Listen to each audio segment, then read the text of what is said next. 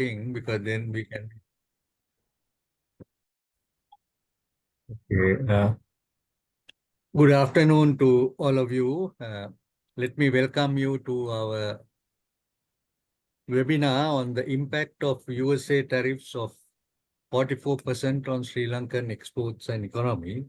I think the figure itself shows that they're going to have a very immense impact on us. So let me welcome our esteemed speakers, Dr. W. A. Vijayawardena. We have Mr. Dhananath Fernando, Talal Rafi, Pushpika Janadira, Subhashini Abhisingha, Hasita Premaratna. And also from our CMA, we have our council member, Mr. Gajendra, and also our CEO, Mr. Kosala Disanayaka. All our participants, thank you very much for the big response that you all have indicated, almost over 900 registrations. And I feel that I'm sure that I'll just mute you. Right. So, which shows that there's very great interest. And if you had read what we had mentioned, that which I think will be explained by all our speakers, that the USA has increased the import duties from all countries, and the imposition of 44% tariff on Sri Lankan products will pose a significant risk to the Sri Lankan economy and exports, especially apparel, rubber products, coconut products, and some others, comprising almost 23% of its total exports to USA. The exports to USA is around 3 billion, and of course the apparel sector is about 1.8 billion from the figures that we have received. So the webinar will discuss the impact on the Sri Lankan economy, the short, medium, and long term, and how to mitigate the risk and explore new ways and means for economic development. So this is something, a big surprise for all our countries, because we have seen that all countries have been really shaken by what has been done by President Trump in imposing these duties. But I just want to tell you that USA has not been a country that have been taking this sort of attitude, because it was in 1991 that when we started the garment industries, it was based on the export quota that was given to us by the USA. But now, of course, the USA quota was done away with. But now, and also of course, we had enjoyed specific maybe reliefs on the duty. But of course, as becoming a newly industrialized country, those benefits went off to countries such as the Bangladesh. So anyway, now at that time, I can remember our exports of the garment sector in 1991 was only $500 million, but we went and built, we launched the 200 garment factories program based on the USA quota. So that was really the start, because you could see that the factories had maybe 500 employees. They were given a quota, maybe 10,000, 25 or 50,000 doesn't depend on where they were. So it really resulted in the development of the economy of our country, and also especially the rural areas which were developed. But now, as a result of the current situation, we are all fearing that maybe that the garment industry will be badly affected. So this is something that I'm sure that today we are discussing. Another important factor that I just want to mention is that, as you know, CMA Sri Lanka is a national professional management body, accounting body in Sri Lanka, and of course specializing in management accounting and costing. And we feel that today, that as a result of what the Trump policy is, that we need to pay special attention to the cost and other functions of productivity which we have to take. So, definitely this will affect us, and we have to look at, because costing and productivity are really connected. So we may now have to look at all these areas and even increasing our yields in different products, agriculture, and also maybe the tea, rubber, and coconut, and also the rice that we are facing problems. So I'm sure that this gives opportunities for new things to happen, which I'm sure that our speakers will tell us as to what could be done. But immediately, I think, of course, we have to negotiate with the people or the USA and try to get this quota back, because or reduction in the duty that they are going to impose, so that it will not affect us very badly. But I must also tell you that maybe this came straight after a visit from the Indian Prime Minister, and I think that was, I think, a very successful visit for Sri Lanka, because the President of the Prime Minister of India, where he signed many agreements and also development projects that was going to do. And I'm sure that we may have to lean to the Indian side to maybe to catch up on some other things that we are going to lose with the USA. So I think the Prime Minister has created a very good, I'm sure the goodwill has been created for Sri Lanka, the way it have been he have been treated, and also the last visit that he made to Anuradhapura is something significant of how the Buddhism came to Sri Lanka maybe about 2,500 years ago in Mihintali. So these are all very, very important things, whereas on one side we have been tightened, on the other side we are really gaining quite a lot. And I'm sure that we will be able to not only win their goodwill, but also the development of the economy and the other areas. So with those introductions, you will know that today we have an array of speakers who are really they have studied this project very well. They have been speaking on this area. And I must thank them for kindly agreeing, because I think it was, we did not have much of time to tell them, but they certainly agreed, and I must thank everyone. So we have Dr. W.A. Vijayawardena, who is the former Deputy Governor of the Central Bank of Sri Lanka. Then we have Mr. Dhananath Fernando, who is the Chief Executive Officer of the Advocata Institute. Then we also have Mr. Talal Rafi, who is a director, Ernst and Young, earlier with Deloitte, and also involved with the IMF. Then we have Hasita Premaratna, who is the Group Managing Director, Brandix. He will be joining a little later.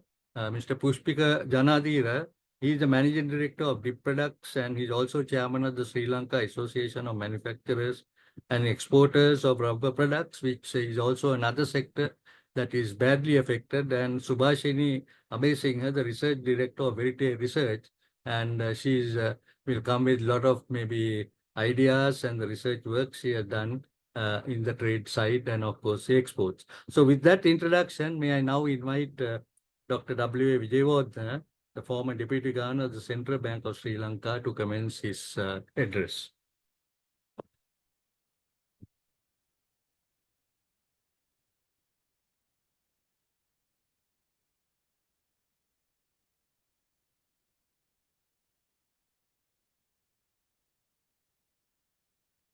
You can put to presentation. Yeah. Right, fine, good. Thank you very much, Professor Vattawala, and I have a very brief, set of, PowerPoints. I will just look at how this President Trump's program has affected the global economy and its impact on global economy, and the specific effect of the President Trump's program on Sri Lanka as well as on individual sectors would be discussed by the other panelists who are more knowledgeable and also who have a first-hand experience on the subject. So let me just take you through the global impact of President Trump's program. In fact, when I started writing on President Trump's program, I coined the term Trump disorder, because what has happened is Trump has created a new economic order But since it's not an order, it's a disorder of the existing economic system, global economic system, I call it Trump's disorder. So I will just look at how Trump's disorder would destabilize the global economy and how it would affect the entire global, all the countries. So let me start with that. So as Professor Watawala had just mentioned, this has a far-reaching impact on the entire global economy. So when we address the issue in Sri Lanka, we cannot just look at the recent tariff increase. Last time the tariff rate for Sri Lanka was increased to 44%. We cannot just look at the tariff increase, and we cannot hang on to this 44% tariff increase. We have to look at the global disorder that has been created by President Trump and its impact on Sri Lanka, because it has a wider consequences for the entire Sri Lankan economy and Sri Lanka's economic policy. So we would be looking at these aspects completely. Before we may proceed, it was the Prime Minister of Singapore, Lawrence Wong. While addressing the Singaporean Parliament, he had said in the on previous occasions, the tariff wars had led to global wars. For example, the 1930s tariff war had led to the Second World War. And in fact, he said that it might happen again as a result of the present global disorder, because the global disorder is such a gigantic disorder. It's not a small one, it's a gigantic one. We have an example in Sri Lanka in the past when the Parakramabahu I was ruling from Polonnaruwa. There was a similar occasion where Sri Lankan elephants had been exported to China after they were purchased from the modern day Myanmar, which was called Ramanyades at that time. And an elephant was sold to Sri Lankan trade delegates but at about, say, 30 silver tickets at that time. So somebody who had gone to the court of the king of Ramanyadesa, the king's name was King Arimadana. He had told King Arimadana that he can immediately, unilaterally and ex parte increase the price of an elephant from 30 silver tickets to 1,000 or 2,000. So this is what King Arimadana did unilaterally, just like Donald Trump. But of course, this is a reverse tariff, because it amounts to an imposition of an export tax on Sri Lanka, on the elephants which Sri Lanka had bought and exported to China. So this had angered King Parakrama I. He sent an army to Ramanyadesa. He defeated King Arimadana, and he re-established the trading rights.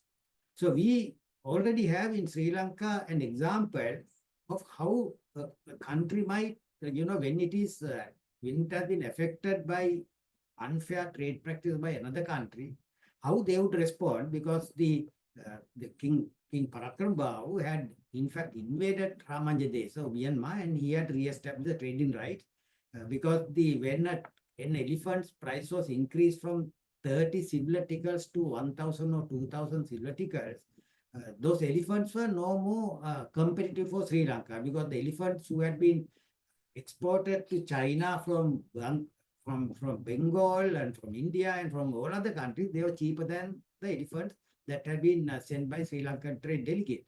So this is an example where this particular today's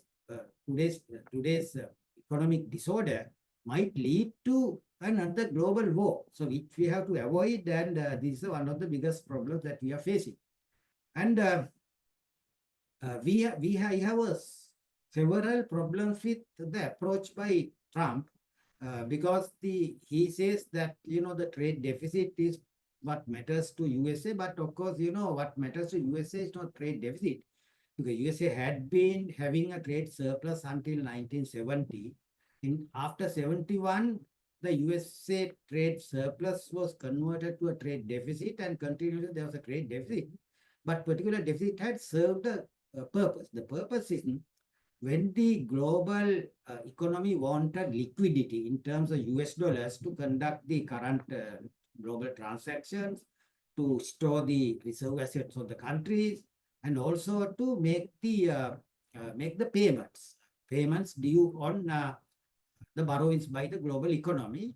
A continuous supply of US dollars had to be made by USA, and for that purpose, the trade deficit had served that particular purpose, because when USA went into a deficit in its trading account, what happens is the other countries are accumulating dollars, and those dollars were not returned to the USA, and they were circulated through the global economy, and the global finance, global trade, and everything had been financed by that particular thing. So therefore, there was a purpose.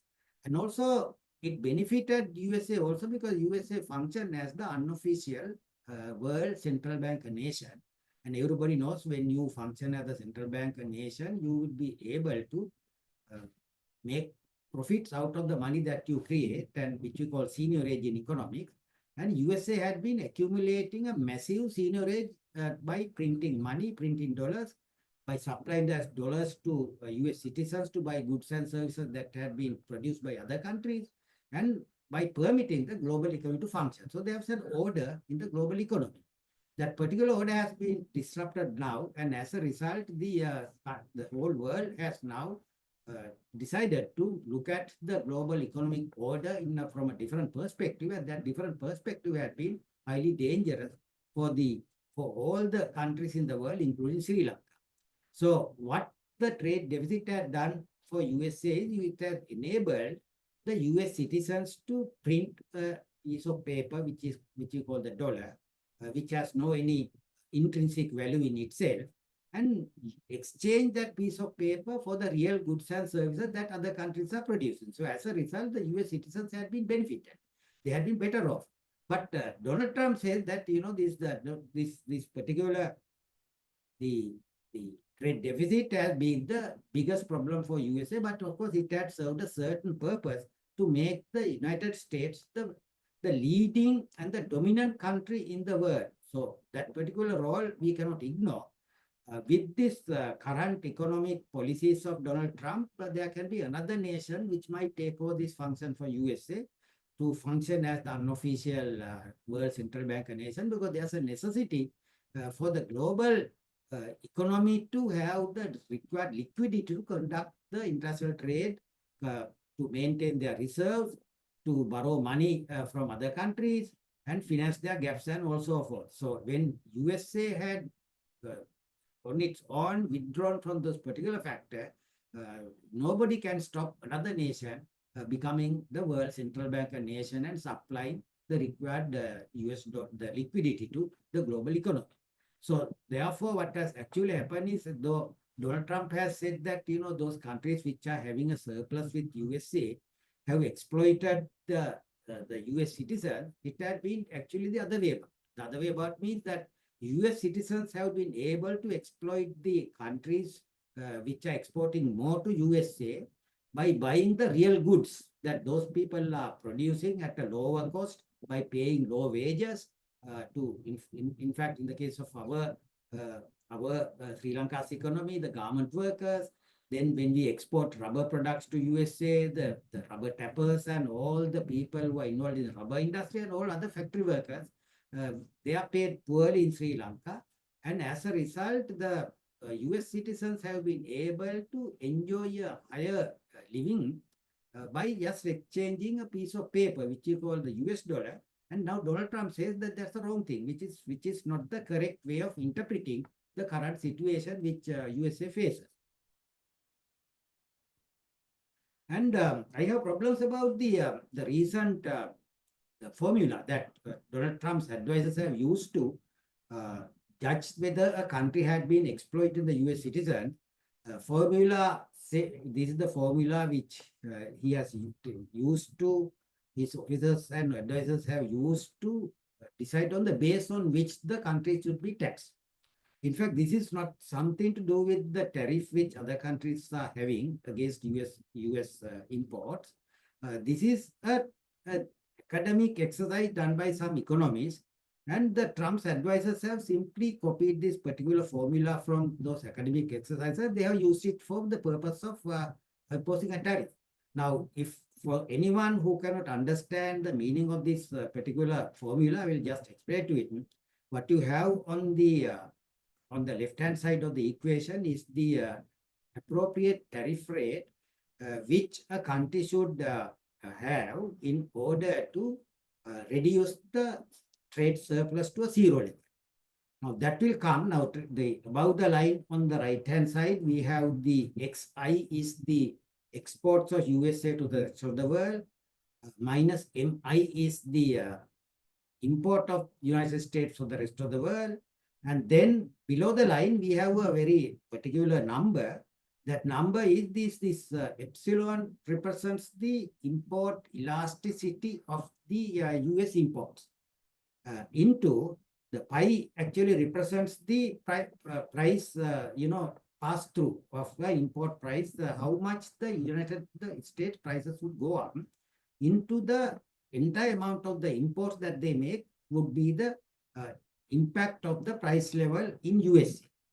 Now here we have a problem. Everyone who has done even a simple economics knows prices are determined by two forces, the demand and supply forces. Here, what these Trump's advisors have taken into account is only the supply side, not the demand side. And as a result, what happens is that this particular formula does not represent the rate at which the imports to USA have been taxed by the respective exporting countries. It simply gives us how a country can reduce its trade balance, trade deficit, and how it can be used by appropriately changing the rate of the rate of price impact of the imports in the US economy.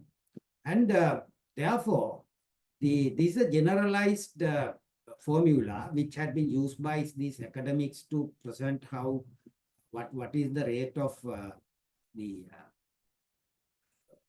import elasticity in USA, what is the level at which the prices should be passed through to the local prices.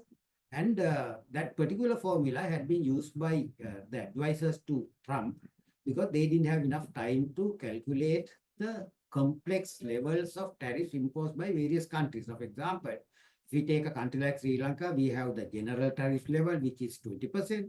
Then the government can always impose a tariff surcharge, the way that we have done it for the importation of motor cars to Sri Lanka by 10%. Then we have the value-added tax. Then we have the excise duty, and we have various other duties like airport and airport levy. Then there are other type of, special commodity levies that the Sri Lanka government is imposing on imports to protect the local production. So therefore, it's a very complex thing, and you cannot do it within the limited time period which had been given to the advisors to Donald Trump to calculate the exact tariff level which a country might be collecting from its imports from USA. So so what happens is this is completely outside, and it should not be used for this particular purpose. So therefore, it's a wrong way of calculating that Sri Lanka's reciprocal tariff is some 88%, because it has nothing to do with that. Those are two different numbers. Then what matters is the hilarious thing is that this particular formula doesn't work for countries which have a trade deficit with USA. In other words, if USA has a trade surplus with a country like UK, Australia, Netherlands, Singapore, even Brazil, all these countries, USA is enjoying a trade surplus. And this particular formula doesn't work for that, because if you apply that formula, you will find the what on the right-hand side, below the line, you have this epsilon, which is a negative number. On the above the line, you have a negative number if there is a trade deficit, because if MI is greater than XI, it's a deficit one. So negative divided by negative is a positive one. So therefore, you have a number on the left-hand side. But if you have a trade surplus there, the USA is enjoying trade surplus, XI is bigger than MI, so it's a positive number divided by negative number, and you can't come up with the number that would represent the base for the reciprocal tariff which USA has imposed on all the countries which have a trade surplus.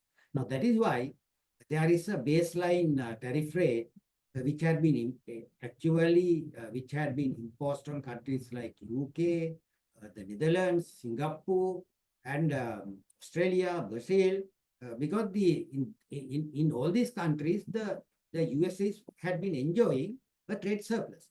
So you can't use this particular formula for that purpose. That is also wrong use. So that is why now, for example, if you take a country like Singapore, the Singapore's Prime Minister very correctly said in Parliament, they had a free trade agreement with USA, and therefore the trade tariff rate had been zero. Now that zero level has been increased to 10%. So you have simply punished the countries which had been importing more from USA than the countries that had been doing the other way about. So this is a very wrong thing of using the same formula for the two types of countries by Donald Trump's advisors. The third objection to this particular formula, this is a static one. It will just tell you how the particular country can be taxed, if there's a surplus. If USA has a deficit and the other country has a surplus, how you can calculate the level of tariff that you can, arbitrarily impose on that country. But that's a static one. But what matters is the dynamic development of the world. In the case of the dynamic world, there is a reaction, retaliatory tariff imposed by other countries. As a result, if the countries that are importing from USA have actually imposed a retaliatory tariff on USA, then XI will change. When XI changes, you will have a different number for this particular formula, and therefore it cannot be used for that purpose. So because of these reasons, I think from the point of view of economics, what Trump has done is completely wrong, and it doesn't stand well with the principles of economics, and therefore you cannot just impose a tariff on another country by using a wrong formula, because the formula had been designed by academics to estimate the import elasticity in USA and the pass-through of that elasticity to the local prices, and it has nothing to do with international trade. So Trump has done a grave error in this case. Now it is too late for him to correct it. Rather than therefore, what he's doing is he's just maintaining that what his advisors have done is a correct position, which is wrong, because this cannot stand in terms of economics. Then we have another problem for Sri Lanka today because of this particular reason. You may be aware that we had the neoliberal economic policies for a long period of time, and that neoliberal economic policy package was termed as the Washington Consensus by one of the English economists called John Williamson in 1989. And because what he said was the policy package that had been used throughout the globe had been promoted by three institutions based in Washington, D.C. And those three institutions were the U.S. Treasury, International Monetary Fund, and the World Bank. And they were the, in fact, promoters and the guarantors of the Washington Consensus or the neoliberal economic policy. So as a result, all the IMF programs which had been promoted by the IMF for the member countries, supported by the World Bank, had been based on the Washington Consensus policies, and John Williamson had identified 10 such important policies, which he called the 10 commandments. Out of the 10 commandments, the most important things are the free trade of goods and services, and then free direct investments, then free financial markets, free government, free local economies, and also the reduced governments, and all these things are some of the important parts of the Washington Consensus. And the extended fund facility that had been signed by the Sri Lanka government with IMF in 2023 had actually promoted these 10 commandments which the Washington Consensus had advocated, And the country which had been guaranteeing the implementation of those 10 commandments had been the United States government. Now Trump's policies have simply taken its role out of that. Therefore, out of the three legs of the Washington consensus, one leg is now broken. So as a result, even if Sri Lanka wants to go through the present IMF program, there is no guarantor of the program, and as a result, the IMF has become helpless, World Bank has become helpless, and you can see now immediately after these tariff rates were announced by Donald Trump, private banks like JP Morgan and then the Fitch rating, they had reassessed the global economic growth, and they had immediately issued a statement. But you can see the IMF managing director says that she's still studying, which means that IMF managing director has no any say to the Trump government, and therefore she cannot influence the Trump government, and she is also as helpless like Sri Lanka today. So when I saw that the ministers had been, telling in parliament that we are having this IMF program with Sri Lanka, and therefore to protect this program, we have to go along with the negotiations with USA to reduce this tariff rate. I just wondered, how it can happen, because the IMF program is no more valid. Washington consensus is no more valid after Donald Trump has, thrown it out. So because of this reason, Sri Lanka will have to find a different approach, different economic order, different method of addressing the particular system. So Sri Lanka's current challenge is that even if now, for example, Vietnam had already announced that they are willing to reduce their tariff to zero level. But the US administration Treasury Secretary had said, no, we don't care about it because our program is based on the trade surplus which Vietnam is having with the USA, and therefore you have to cut down your surplus to zero. So Sri Lanka also will have to cut it down to zero level. And the biggest problem for Sri Lanka is a very small country. It cannot influence the US government. It cannot have counter retaliatory policies against the US government. We have to accept whatever that government, US government is imposing on us. And as a result, like the IMF and World Bank, we are also now helpless nations, small nations. And we have a practical problem of, reducing our trade surplus with USA to zero. Number one is, even if you cut down our tariff rates to zero level, we cannot increase our imports from USA to match the total exports. The total export, as Professor Lakshmanatola has said, is about 2.3 billion US dollars per annum. We cannot import that much of goods and services from USA to match that, to reduce the trade deficit to zero level, which is a very difficult task for Sri Lanka. So this is practically impossible. It's out of the question. Then the second problem is that we have having a trade surplus with USA, trade surplus with EU, trade surplus with UK. We are using the trade surplus with all these three large trading partners to finance the trade deficit that we are having with India, China, and Japan. It's part financing. So if we reduce our trade surplus to zero level, we have to find another way to finance the trade deficit with those three countries, and the only way available for Sri Lanka is to borrow money. But under the current global scenario, plus we have just restarted the debt restructuring program, and we cannot go into the global commercial market to borrow, and Sri Lanka is unable to finance the trade deficit that we are having with China, with India, and with Japan. Because if we reduce our trade surplus to zero level with USA, which is about, say, 2.5 billion, 2.8 billion US dollars. So what it means is we will have to introduce exchange control and import control in order to cut our import size. So that's a big problem for Sri Lanka, because all the panelists who are present here, like Hasita and also the speaker, they are actually exporting goods to USA by importing raw materials and other inputs from out.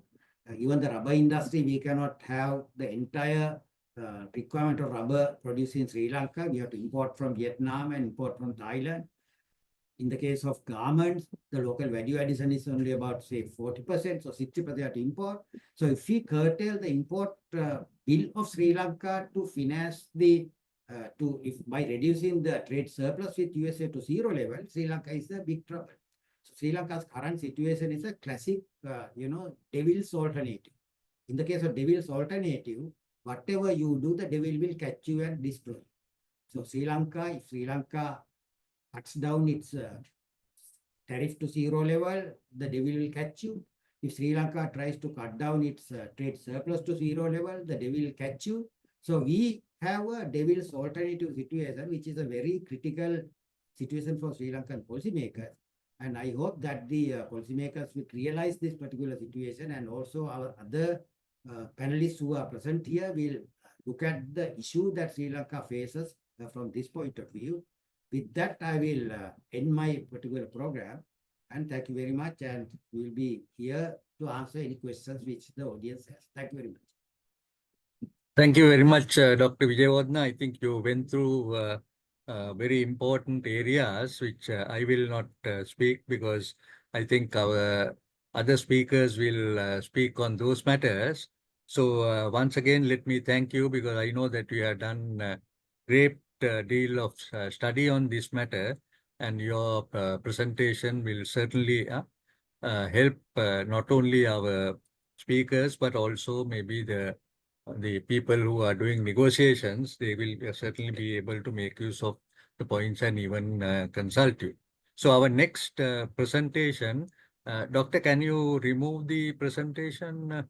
Yes, sir. I will just remove. Right. Okay. So the next speaker will be Mr. Dhananath Fernando. I think all of you know who he is. He's very well known in the economic field, and he is really the chief executive officer of Advocata Institute. I think they do a lot of research work, and a lot of their important findings are also given to the public, so that they are kept aware of this and the major role that is playing for society. And I also must say that Mr. Dhananath has been an Eisenhower Global Fellow in 2022. I think we are very happy to have someone here and be able to give your points of view. So may I now hand over to Mr. Dhananath Fernando. Thank you, The Professor. presentation is there. Anyway, he will try to remove it. In the meantime, you can start here.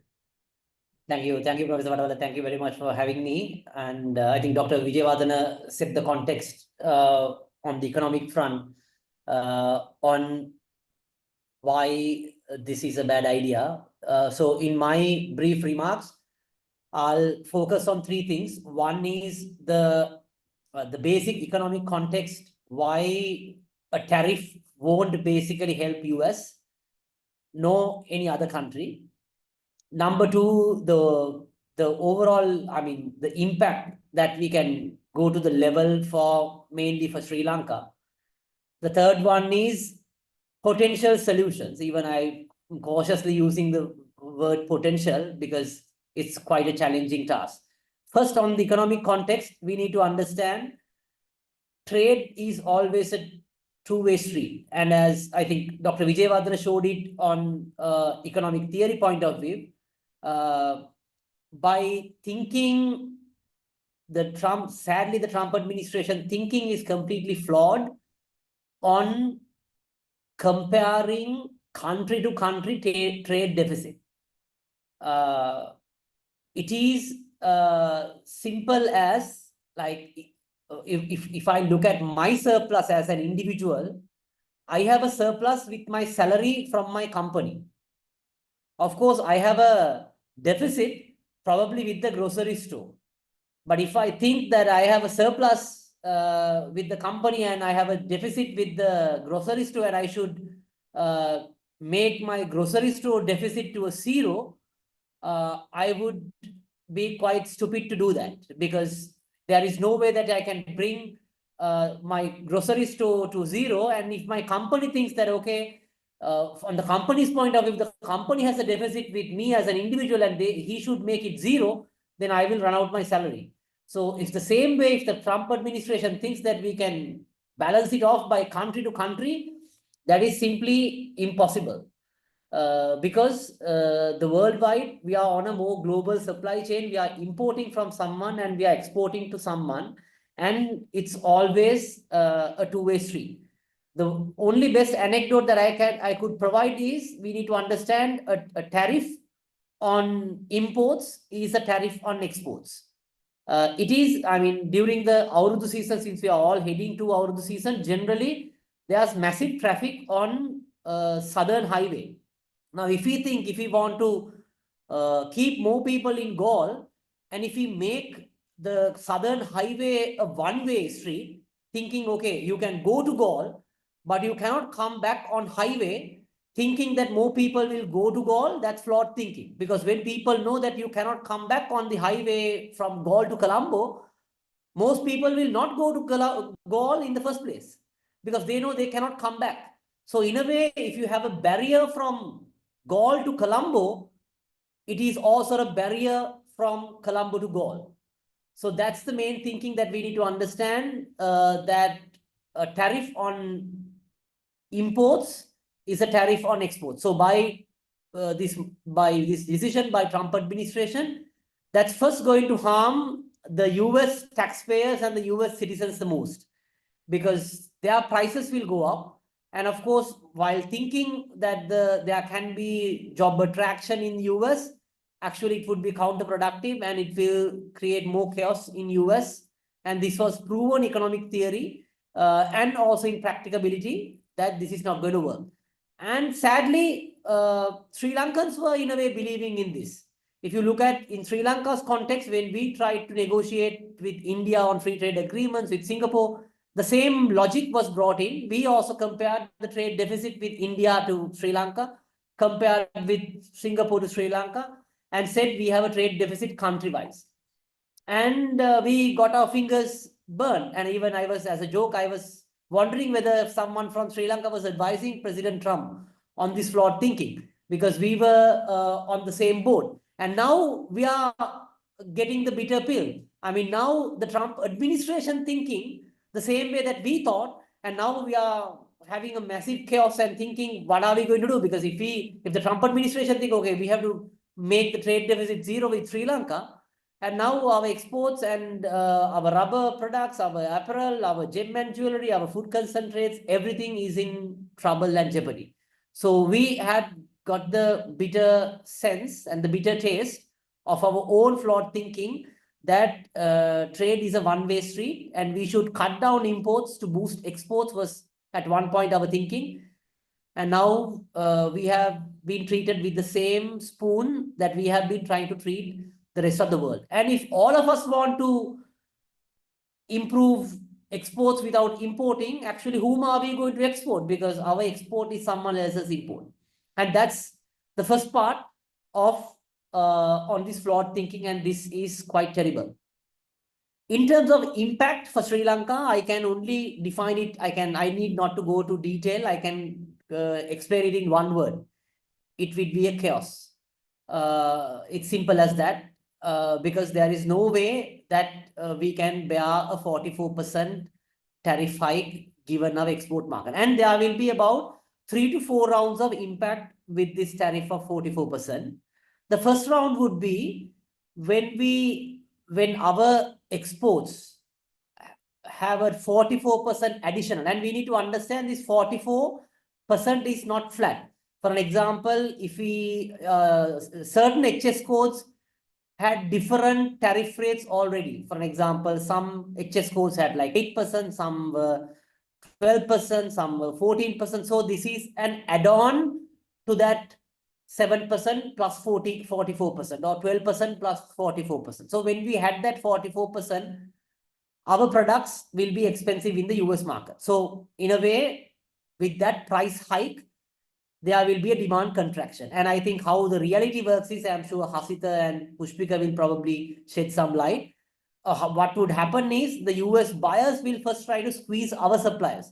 They will not give that entire price hike. They will ask our companies to cut down their pricing. They will ask, like, bring your prices down, because they will not be able to absorb all the 44% into their pricing. So definitely with that price hike, we will have the first round of impact. The second round would be, okay, let's imagine we will cut a deal with Trump administration and we will cancel this 44%. So then Sri Lankans will think, okay, excellent, there will be no impact for Sri Lanka. But unfortunately, that is not how the world is going to work. Because what we export to Sri Lanka, what we export to US is some are essential, some are pretty much it's non-essential. So even if the energy prices or some other prices goes up in the US market, the US consumer will still cut down their consumption. And when they cut down their consumption, again, even if Sri Lanka cuts a deal for 0%, still we have a demand contraction from the US consumer because they have to, prioritize their food and energy and their rent, so on and so forth. So still on the second round, there will be an impact. So with the 44% additional tax, of course, when the US consumer cuts their consumption down, it's not because, there'll be a second round impact drastically because of the consumption contraction, because of the price hikes of the other products with other countries exporting to US. So as we all know now, already the China, they have imposed a 104% tariff. And there are multiple tariffs all over. So that will have an also impact. A tariff on China will also have an impact on the exports on Sri Lanka, because when the US consumer cuts down their consumption, they will probably skip, because the apparel products are seasonal. So they will say, okay, I will skip the purchasing on this season to the next season, which will have a contraction.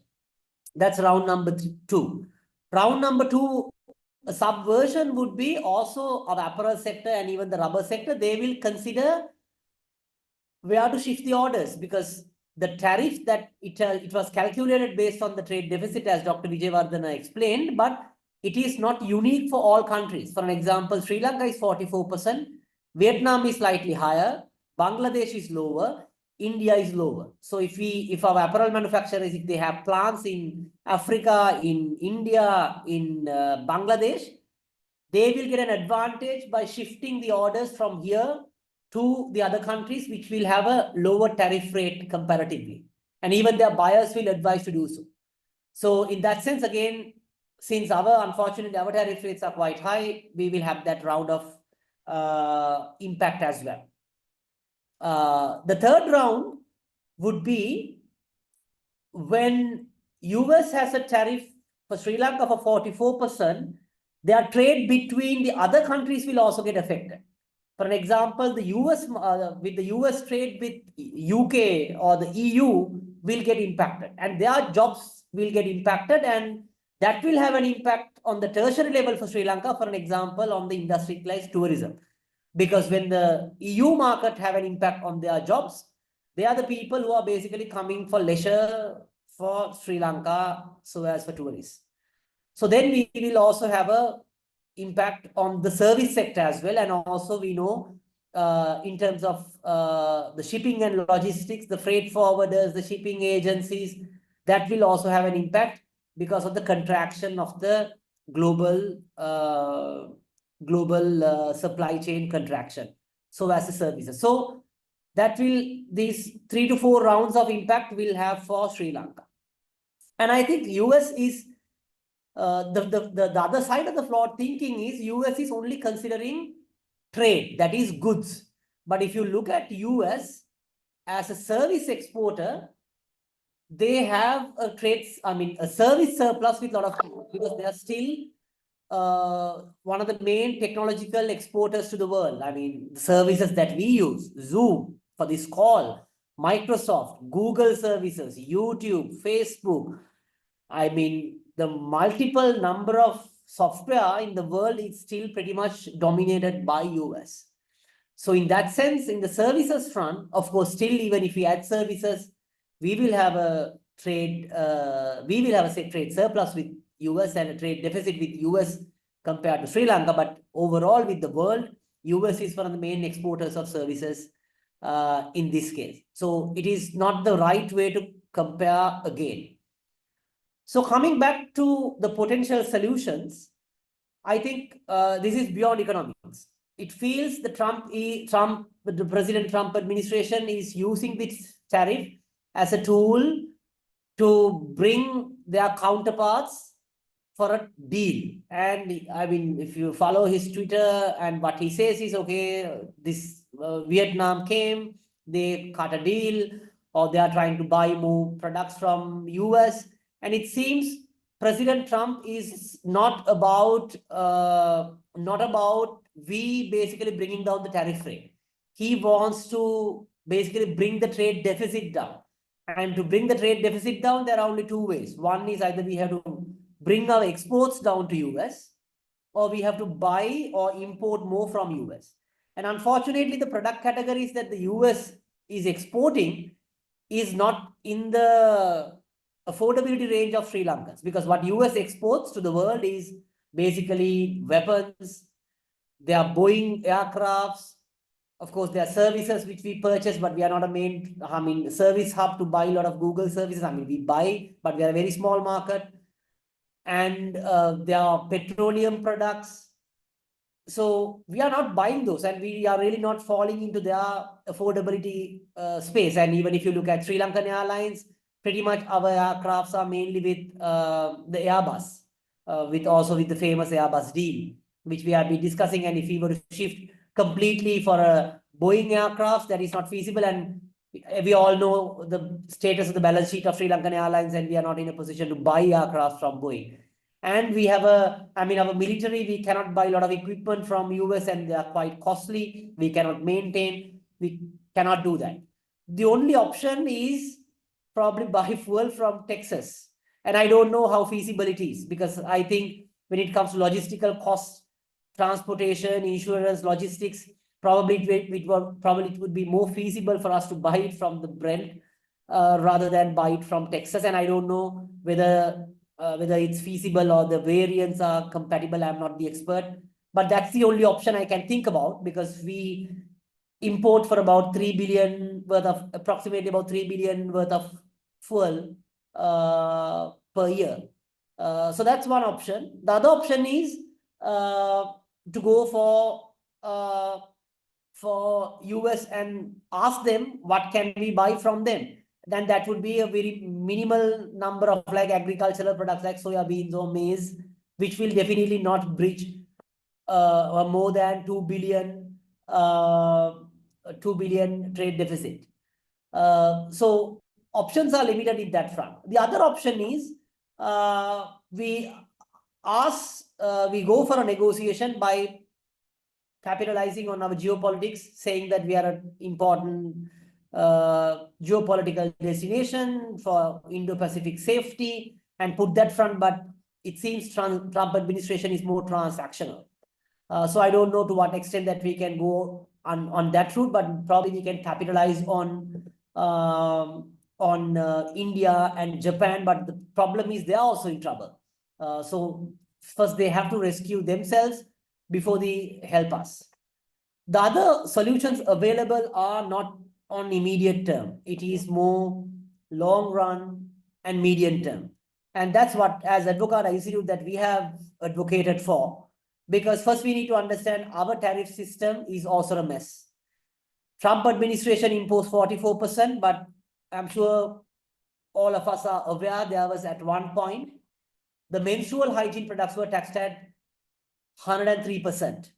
And at in presidential election, that was one of the key point of conversation, the taxes on menstrual hygiene products. And not only on menstrual hygiene products, our cost of construction is quite high. Even our vehicles are taxed at 300%.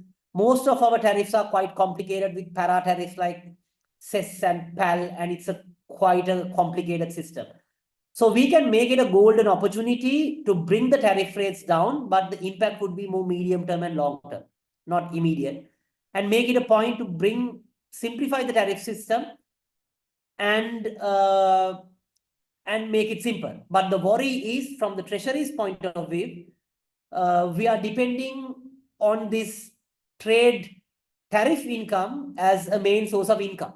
So if our income drops down, then again we are going to a fiscal problem, because about more than 30%, about approximately 30% to more than 30% is coming from at the border taxes.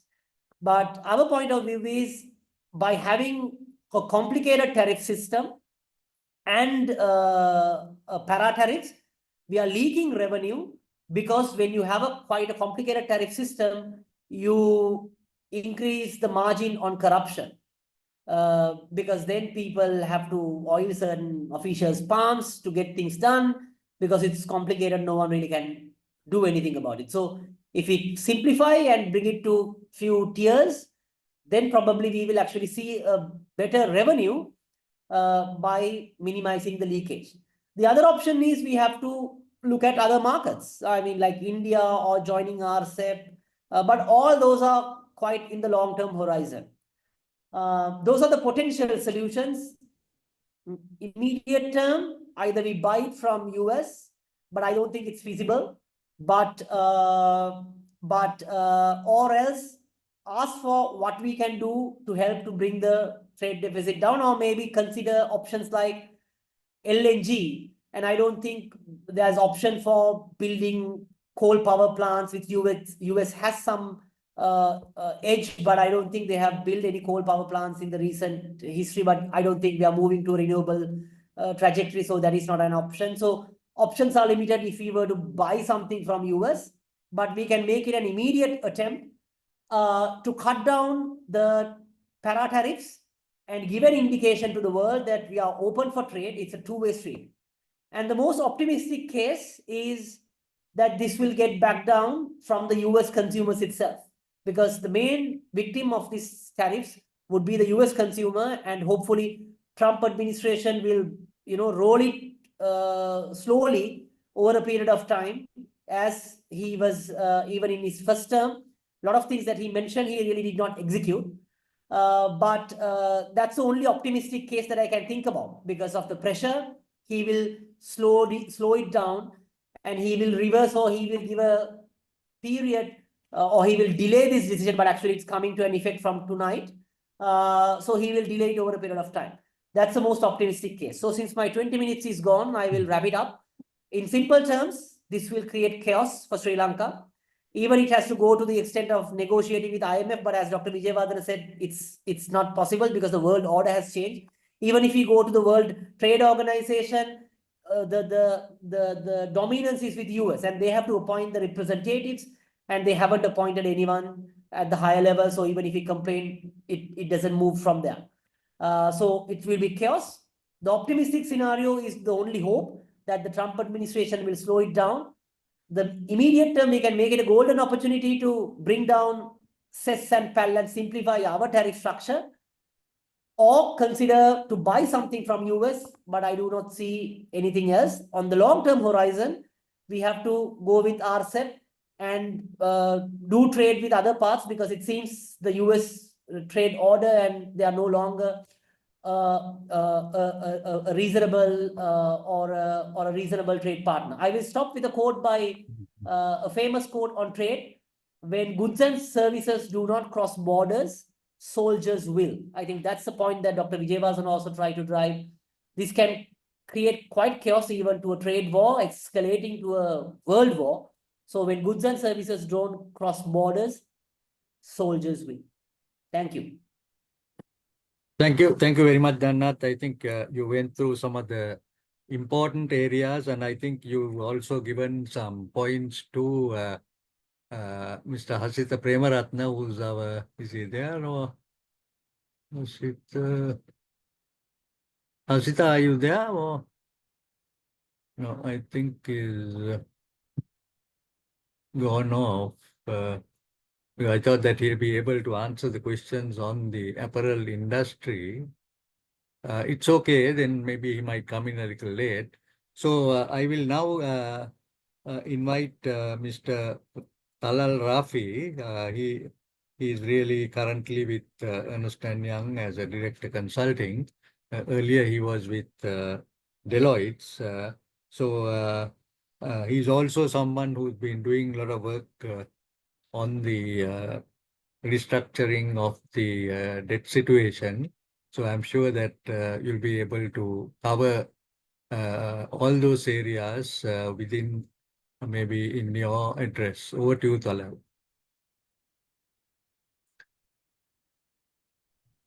Thank you, Professor. My thanks to CMA and especially to Professor Patawala for inviting me. So we've heard a lot from, but let me just talk about the general thing. I'll talk about where the world was, then what has happened, whether it's fair, and to a certain extent, what Sri Lanka can do, and how this can be a good thing for Sri Lanka in the long term. So first of all, so to start off. So the world before Trump got elected was not in a good state. So even if you look at the IMF outlook, the growth was still not up to pre-pandemic levels. So the world is still struggling to come up to the growth levels seen before the pandemic. So and after the pandemic, we saw a sort of a shift towards the industrial policy. Industrial policies, it's something what Trump is doing, putting up tariffs so that industries can manufacture within themselves. But Trump is doing it at a much higher or faster or, I don't know, more crazier way. But this was also the path after the pandemic, even under Biden, to a small extent. So what we saw was many countries during the pandemic realized that, it wasn't always about the cheaper supply chains, but also safer ones. So there was a shift towards China plus one. So that was generally the trade war was between the US and China. But now Trump has escalated towards the rest of the world. So at a hyper level. So that's where we are facing. So this is probably the worst shock for the global economy in decades. And if you look at the way the stock markets plunged, I mean, only during the financial crisis and COVID did it go like that. But those were two, this was purely based on a policy decision. So this will not just, when major economies fight against each other, especially with the US being so integral, so it's also going to have an effect on many other things, like, for example, cooperation on AI. So that's different countries are forming at different levels. There is no cooperation, no agreements on that. The climate, if you look at the UN reports, that is also something that's going to affect us a lot in the coming years and decades. So that is another cooperation we need, not just about countries, but also about when there is free trade, there is the ability to innovate. Like, for example, let's take the US. It has a tech industry. Let's take, for example, Silicon Valley. So Silicon Valley, they're able to do this. They're able to get most of the innovations done there through technology. That is because, let's take a laptop. I mean, they're able to purchase it at a much cheaper price and better quality because it's imported from China or Taiwan. So if they try to produce all that in the US, it's not only going to cost more, but it's going to take resources which could be used elsewhere for this. So, but generally, to be honest, the US as a whole, when it compares to the rest of the world, has been good to the world. I mean, largely through the trade deficits. But as Dr. Vijayawardena said, of course, it has taken advantage as well. As being the reserve currency, it's able to make money out of thin air and buy products from elsewhere. So where was Sri Lanka? So Sri Lanka, I mean, we can't say quite positive things about Sri Lanka because Sri Lanka is one of the most protected economies in the world. Basically, Trump is trying to make the US become like what Sri Lanka is right now. So Sri Lanka has very high tariffs. I mean, and Sri Lanka is, one thing we have to say is that we are not discriminating particularly with the US, but we put tariffs against almost all the countries. So that is where Sri Lanka is. So coming on to what the US has done, as we all know, Trump has put a tariff. I mean, a base tariff of 10% against all the countries, but against Sri Lanka, 44%. So what has so the reason Trump has done this is due to the trade deficit the US has. It has, according to him, the calculations he has used, it's not because of counter tariffs. So, and also his idea is to bring jobs back, which is not, as the other two speakers said, which is not something that's possible because the US, I mean, it has a very high GDP per capita. The salary costs there are much higher. So you can't produce things in the US. I mean, manufacturing is not possible there.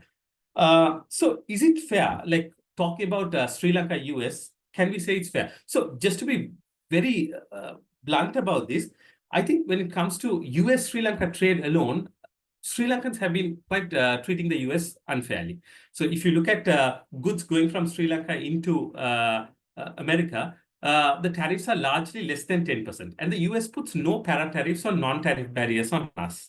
But in return, when we import there, Sri Lanka has, as Dr. Vijayawardena said, we put high tariffs, para-tariffs, other things like licenses, all these things. I mean, some of the high tariff band products come over 100%. So, of course, there is a bit of truth in what Trump says, specifically if you look at the things he has done with Sri Lanka. But as a whole, the American approach has not been fair, because if you look at it, Singapore almost has no duties against US goods, and the US also has a surplus. So there also he has put a 10% tariff. For example, Brazil and Turkey are very protected economies, put high tariffs against imports, but still he has only given them 10%. So, I mean, it's sometimes very difficult to understand what he's trying to do here. So the effects have been, of course, as we know, stock markets have collapsed. The Hong Kong Stock Exchange itself, 13%, the Chinese stock market by 7%, even in the US, trillions of dollars wiped out. There is fear of a global recession. The US, I mean, JP Morgan has projected, given a 60% likelihood of the US going into recession, and Goldman Sachs at 45%. So it's very likely that we are going to see a slowdown in global economic growth, which is not good, because last time there was a slowdown, 54 countries were under debt stress, according to the UN report, about 3 years ago. Now, the chances of them going up are much higher if there is a recession. And at the same time, as Dr. Vijayawardena said, the IMF is basically, because the US is a board member, and also the largest shareholder of the IMF and the World Bank. So at this time, when many more countries are going to come under debt stress, there's going to be little to be left out. And being the sort of irrational policymaker that Trump is, we don't know if he will next touch on the IMF and the World Bank itself. So that is also the sort of an uncertainty that we are seeing. And the more worrying part is we are going to go into stagflation. So that is usually when there is high growth, there is high inflation. But here there would be low growth, but at the same time, we are going to see high inflation. So at least for the US. And as I mentioned before, less cooperation.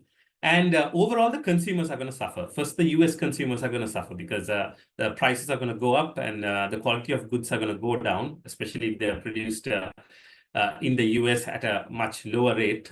So there is going to be a lot of negative effects around the world. So how will Sri Lanka be affected? So Sri Lanka, the US is Sri Lanka's largest export market. About a quarter of our goods go to the US. So we run a $2.2 billion surplus with the United States. So when there is a global recession, it means that there will be less exports to other countries as well. So other countries too are going to slow down on this. And as, for example, like we're not countries like Saudi Arabia, we export oil, which is needed, a must for everyone. We export mostly things like apparel, tea.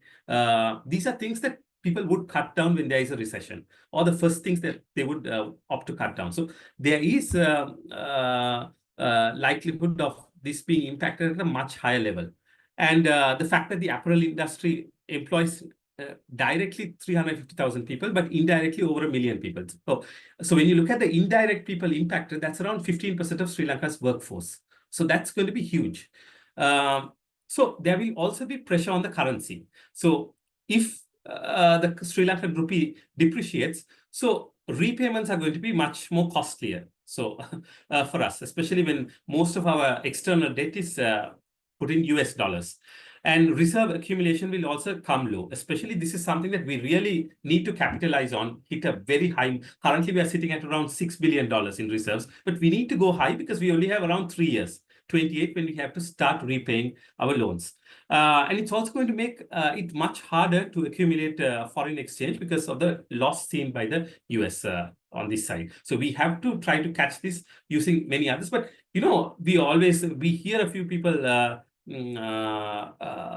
saying that we should diversify towards India or other countries, which is absolutely right. But this is not something that can be done in the next year. I mean, it's at least going to take 2 or 3 years to diversify. So immediately, there are some drastic actions that are needed for this. So as far as how the IMF program be affected, so that has to be. Yesterday, I had a meeting with the visiting IMF delegation. So when speaking to Peter and Ivan, the incoming divisional chief, so when asked this question, their reply was that it's just too early to say anything because of the likelihood that tariffs would be put, reversed, the actions that would be taken by other countries. So that would also be my opinion. But but this is going to affect our revenue collection. For example, like apparel industry is a major payer of tax. And also, when you look at, for example, the apparel industry, $5 billion of goods, it also, the value addition is only 40%. So that means about $3 billion of goods are imported for the apparel industry to export. So the government is also expecting a lot through charging duties and others with these imports to make up for the 15% target we had to achieve for the IMF program. So that is definitely going to affect. And the fiscal deficit could widen. The IMF had given a target of 5.2%, but we are already going at 6.7%. And that is also if we get that $300 billion from vehicle imports only, which is also looking a bit unlikely because the vehicle prices are too high, the duties are too high. So with that, if this also comes in, we're going to have severe pressure keeping to the deficit or keeping to the IMF's quoting of 2.3% primary budget surplus. So to add to that, when around 230,000 jobs directly and 1 million jobs indirectly are affected by the apparel sector, it's going to increase the poverty rate. So Aswasuma, other social network spendings are going to go up. So that's once again going to hit the fiscal deficit harder. So, so we will definitely, it's not something that we can get because when we lose the US market and we say like we will try to make up with the EU, we also have to realize that countries which lower tariffs and FTAs such as Vietnam and Bangladesh, they are also looking at the loss and trying to capture the whatever is remaining of the EU and other markets. So we have tough competition as well. So how can we approach this? Coming to my end, so first thing is I would say immediately eliminate para-tariffs. Para-tariffs is very unethical. It doesn't come under the WTO, and it is also a condition of the IMF. So what we are doing is something that's going to benefit Sri Lanka. So we are so para-tariffs, non-tariff barriers should be removed, and reducing that is definitely something we have to give in to the US if we are going to get, because since we are only importing $400 billion and we are exporting a much larger figure, we have little to lose by reducing duties, but a lot to lose if we don't negotiate this right. And wherever possible, try to purchase US goods. So it's quite difficult because the things that we cannot bridge that thing. It's a huge deficit of over $2 billion. And we don't need much of the products that the US does unless we buy weapons or, aircrafts or agricultural feeds. It's going to be very difficult. So that's why I always mention that when we are going into the negotiation table, so we have something to negotiate on, like high tariffs we impose on US goods, and that is something that we can tell the US that we will reduce in return for them to reduce some of the their high tariff rate they have put on us. So how is this beneficial in the long run? It will bring down tariff barriers. So that, of course, will benefit the Sri Lankan consumers. We can get goods at much cheaper price and at better quality. So if we can reduce the duties on some of the products which we can't. So of course, we have to increase our personal income tax base and corporate income tax base. But if we can come out of taxing goods being imported, that will benefit our economy in the long run. It will also make our economy more productive. So usually when economies around the world open up, they become more productive and they grow. I mean, this was the difference between India before 91 and India after 91. When they open the economy, when global products come in, the unproductive sectors in the economy get wiped out. So this means the resources that were unfairly unproductively used, we can now be put on industries which are more globally competitive. So that's one thing that, for example, the Japanese, after the Second World War, their policy was, if you look at it, they were not focusing on which sectors to bring up, but more on which sectors that they should shut down on. And lastly, we need to diversify our exports. Of course, this is not something that can be done very in a short time, but in the next 5 to 10 years, we need to diversify our export goods. We can't depend on apparel, rubber, tea, and a few goods. So we need to, for that, we need to change the mode of doing trade. Currently, we are mostly looking at finished goods, but about 70% of global trade is intra-industry trade. So supplying value chains of global trade. So for that, we need trade liberalization, trade facilitation. We are a middle-income country, but a point is, when it comes to trade facilitation, we are even worse than sub-Saharan African countries. We rank around even worse than below 150 in the world rankings for some of the things. And we openly admit to the WTO that we don't have the expertise. When countries like sub-Saharan African countries are able to say a proposal saying they have the resources to do this. So it's a bit embarrassing, but trade liberalization, trade facilitation, and of course, reducing the overall duties. And last, diversify our export destinations. So we need to, the one last thing would be India. So with this, I'll finish, Professor. India is a growing market. So Tamil Nadu itself is going to be a $1 trillion economy by 2034. And the south of India is very industrialized. So it is one area where we can integrate our economy for the benefit of the country. And this is probably the way forward for us. I mean, this is an opportunity that is waiting, and I hope we don't lose this. With that, I'll end. Thank you, Professor. Thank you, Talal. We are very grateful to you for those important comments, especially on the trade, and of course, how we should maybe act with India, and of course, how we can balance US trade. I think that's something that it's very difficult for everyone. So with that, I will now invite Ms. Subhashini Abesing, who's really a research director at Verite Research, and she's been doing a lot of work on trade, exports, and other areas. So over to you, Subhashini. Thank you, Professor Vatavella. So since the other speakers had covered a lot of areas, let me just touch on a few specific things. Everyone is saying, okay, in the short run, what can Sri Lanka do? The solution is that Sri Lanka needs to enter into a bilateral talk with United States, and everyone highlighted that, compared to many other countries that are lining up, Sri Lanka seems to be at a disadvantage of not having anything attractive enough to offer to United States in return for lower concessions. So in addition to that, what we need to understand is, according to the last announcement that I heard, there are 70 countries who have approached the United States for bilateral talks. 70 is a large number. And the last, what the White House spokesperson said is, President Trump has said that with each country, they want to have tailor-made deals, not off-the-rack deals. Now imagine US administration negotiating tailor-made deals with 70 countries, and they have specifically stated that they will agree to the deal only if they're convinced that the US benefits from that deal.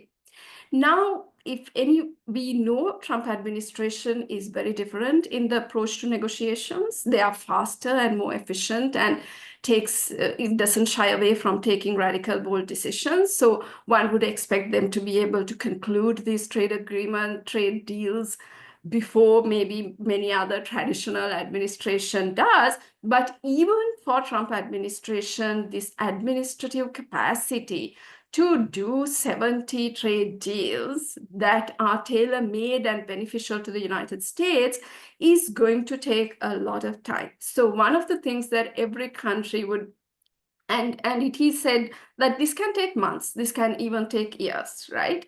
So that is one of the things Sri Lanka needs to be mindful of. That, and if you take the countries that are queuing to get a trade deal, Sri Lanka is unlikely to get basically ahead of that line, right? The priority will be given based on how important the market is for United States, how important the trading partner is. So already Japan, South Korea, India, Vietnam, all of these countries are ahead of the line. And my gut feeling is even if Sri Lanka wants to, Sri Lanka will have to wait for some time compared to other countries to actually get into that trade negotiation.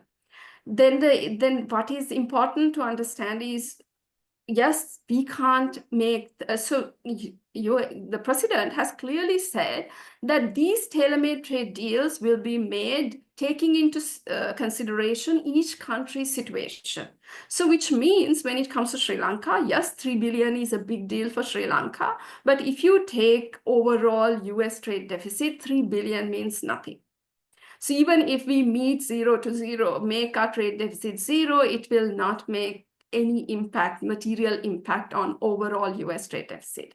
So which means the economic part of the negotiation may be less relevant if when a country like Sri Lanka is considered. And what we need to also remember is US administration has been very open to have economic conditions to imposed in return for non-economic favors, right? So he's using, and President Trump is using tariffs for non-economic factors as well. So in this context, Sri Lanka may want to wonder, and I agree with, I think Dharanath briefly mentioned the strategic location. And with the strategic, so that may be one thing that actually may be of interest to United States, and strategic location plus containment of China in the Indian Ocean. So I think it may be very important for it is a mistake for Sri Lankan government when going into a negotiation with the United States not to look at this potential as well, this possibility. And if it comes up, how do we respond? What do we do? If it is the strategic location that makes Sri Lanka of interest to, the offer that of interest to United States would be. So let me now go to the competitiveness of Sri Lanka and the diversification. So obviously, Sri Lanka, everybody knows by now, Sri Lanka is made less competitive compared to other countries because we are one of the countries with the highest tariffs. And this 44% comes on top of existing US taxes that we are facing when entering the US market. And that means, and a lot of other countries have much lower tariffs. So out of 187 countries, only 8 countries have a higher tariff than Sri Lanka. And just to put context, what these tariffs have made Sri Lanka, for example, exports from Sri Lanka 18% less competitive, for example, compared to exports from India, which is taxed at 26%. But that said, what is very important to understand is the uncertainty and volatility of the situation. So last night, all of a sudden, Sri Lanka's relative competitiveness changed. Why? Because Trump said, I'm going to impose 50% additional taxes in return for retaliation from China, which means earlier, China's taxes were 54%, Sri Lanka's 44%. Now, all of a sudden, China has become 104% tariffed. So that means Chinese products are a lot more expensive than any other product, and relatively, even sourcing from Sri Lanka has become cheaper given that very, very steep increase in tariff. And why is this important? Take apparel, for example. So China is still the largest supplier of apparel to United States. China accounts for 23% of apparel imports. And this 23% now has to go somewhere else. The sourcing will be shifted. And maybe relatively, because of this volatility, even Sri Lanka may have become relatively more competitive. Of course, because the other country, it's not easy to build capacity overnight to this scale. So that's one of the worrying factors to, I think, all businesses, more than the tariffs, is the volatility and the uncertainty that you will face in the coming months, coming years, because this tariff regime will undergo significant changes as each trade negotiation is concluded.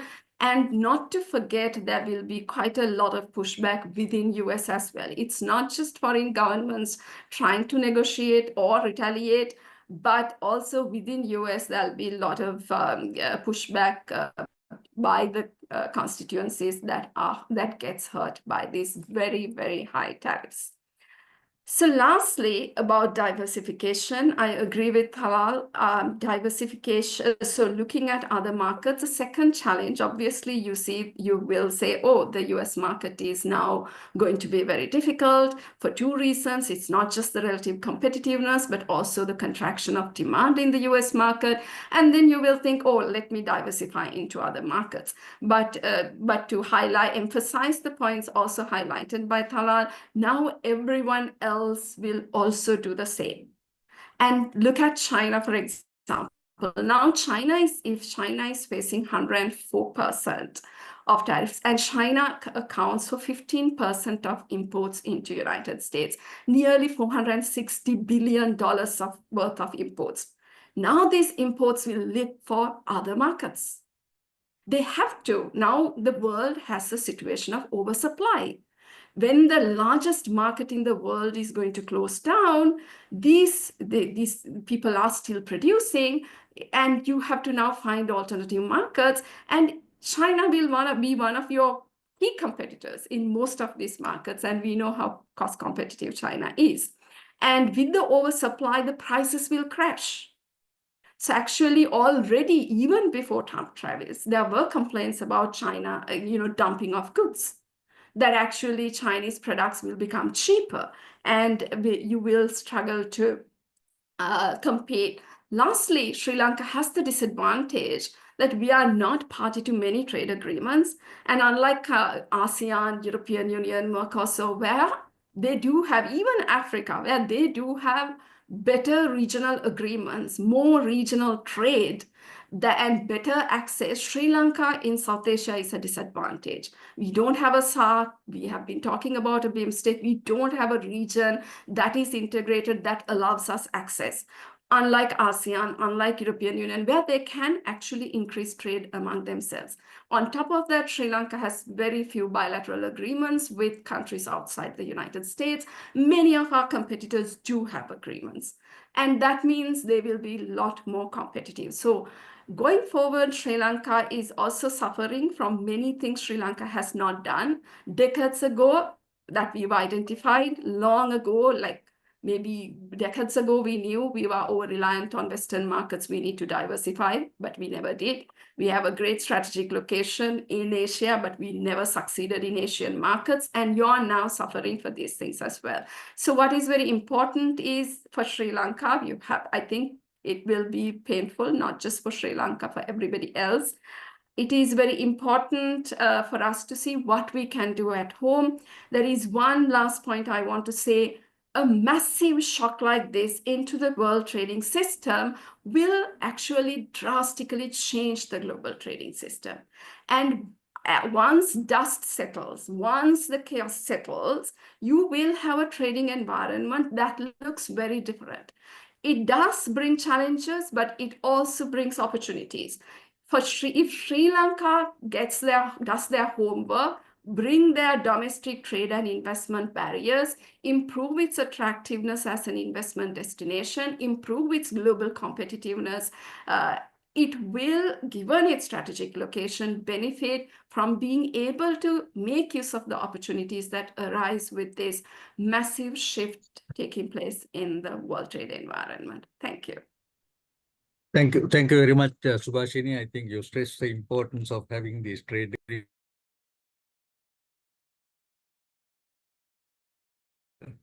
That's one of the most important things that we have to do. So I'm sure that many of the matters that you were speaking, a lot of them have agreed on the earlier speakers. Now I will invite Mr. Pushpika Janadira, who is really the Managing Director of DIP Products, which is one of the largest exporters and manufacturers of rubber products, including the gloves, and also coming under the Haley's Group. and he's also the chairman of the Association of all the rubber exporters and manufacturers. So over to you, Pushpika. Thank you, Professor Watwala. Thank you for the invitation as well. I think, look at the tariff, we basically see two kind of tariff here. The 10% tariff across the board for many countries, we have seen that they have put on even the countries like Australia, Singapore, who are having the trade surplus as well. Our main concern is not with that 10% because the 10% impact is mainly on the USA citizens because they have to pay each and every product coming to the country minimum 10% price hike with the tariff. But the other side is the tariff they imposed on various countries on the various levels. That's really have the direct impact on the competition.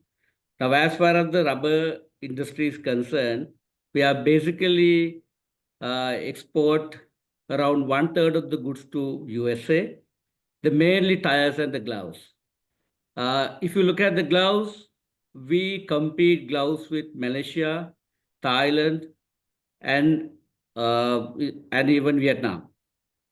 But look at these three countries with Sri Lanka. We have seen we have imposed the highest tariff. Therefore, the competitive wise, we are going to be a very worst situation in that, except China. China, of course, started, they originally had a 7.5% duty. Then January, they again put a 25% on anti-dumping tax.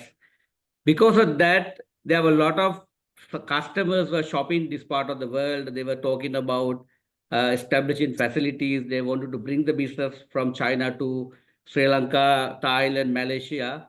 But suddenly with the new tariff, they are questioning about which country is best even out of China. Because the China, the new tariff, even with yesterday, for the gloves, it's going to be 109%. It's more than the double of the price they were given the last year. There was no argument. The Chinese product have a very tough situation. It will be shifted to the other countries like Vietnam, Sri Lanka, and Thailand. But out of these 3-4 countries, we are in a very bad wicket because the Malaysia is the second largest glove manufacturer next to China. The Malaysia and Sri Lanka has a 20% benefit if you just compare the tariff to tariff. Because we are a very privileged industry as far as the USA concerned.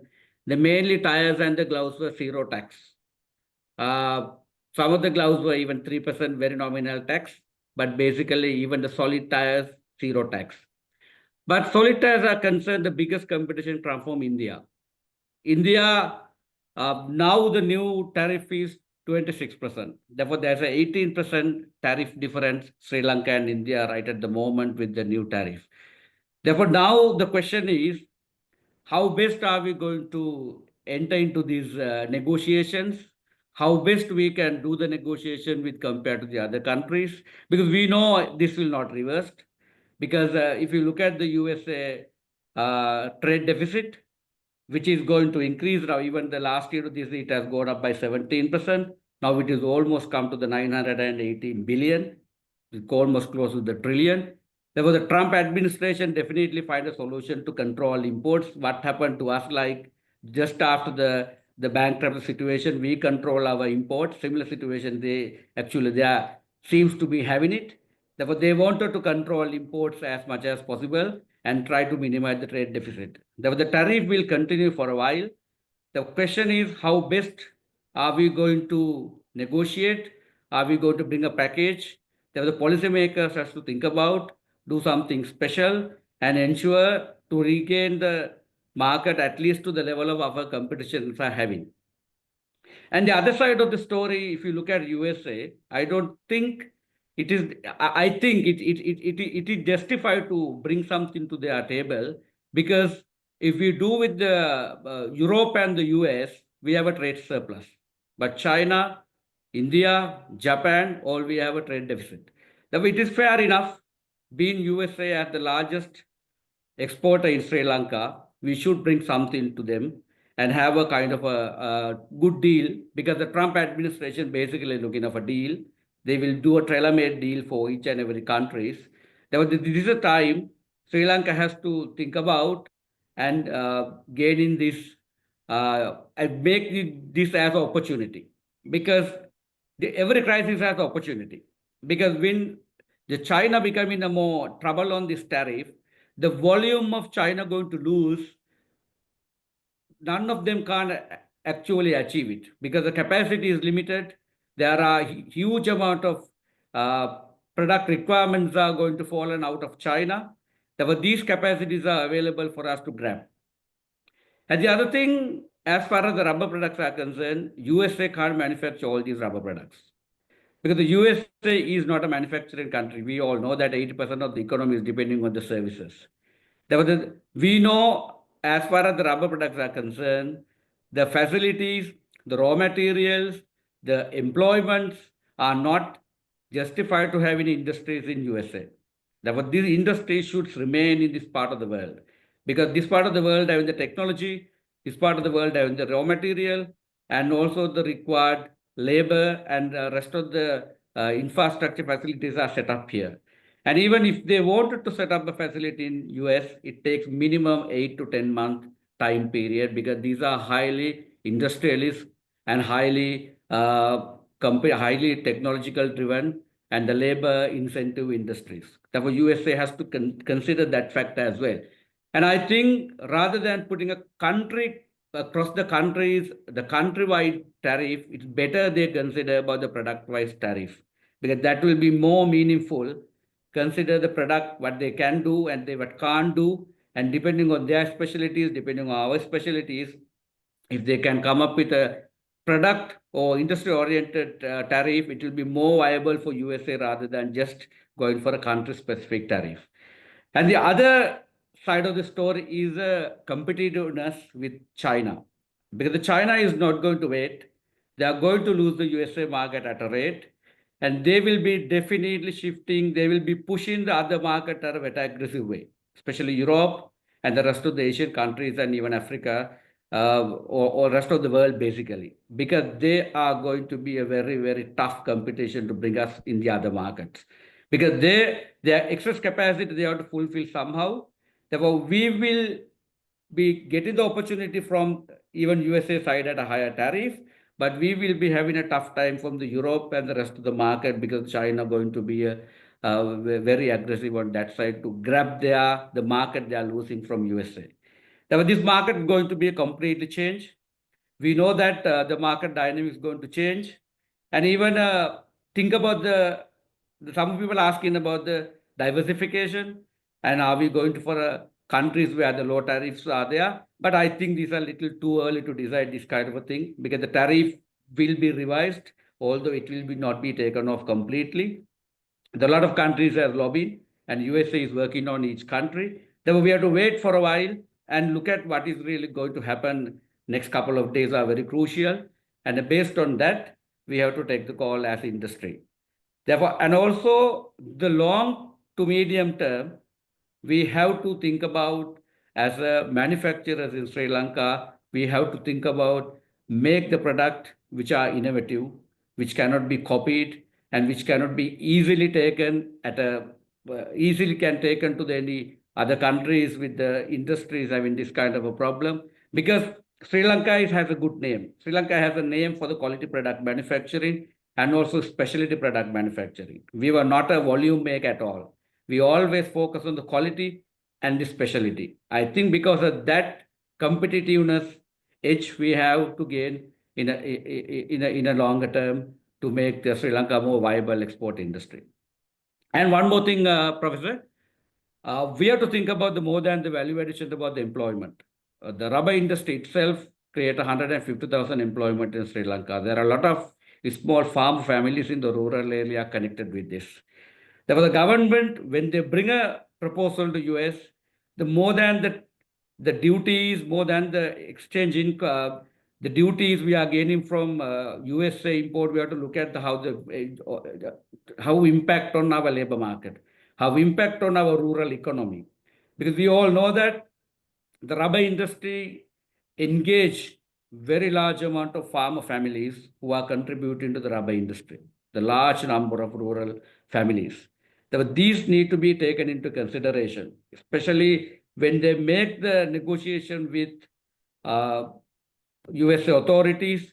These points need to be taken into the table because we are a country just came out of the bankruptcy. We are still in the frame of IMF guidelines.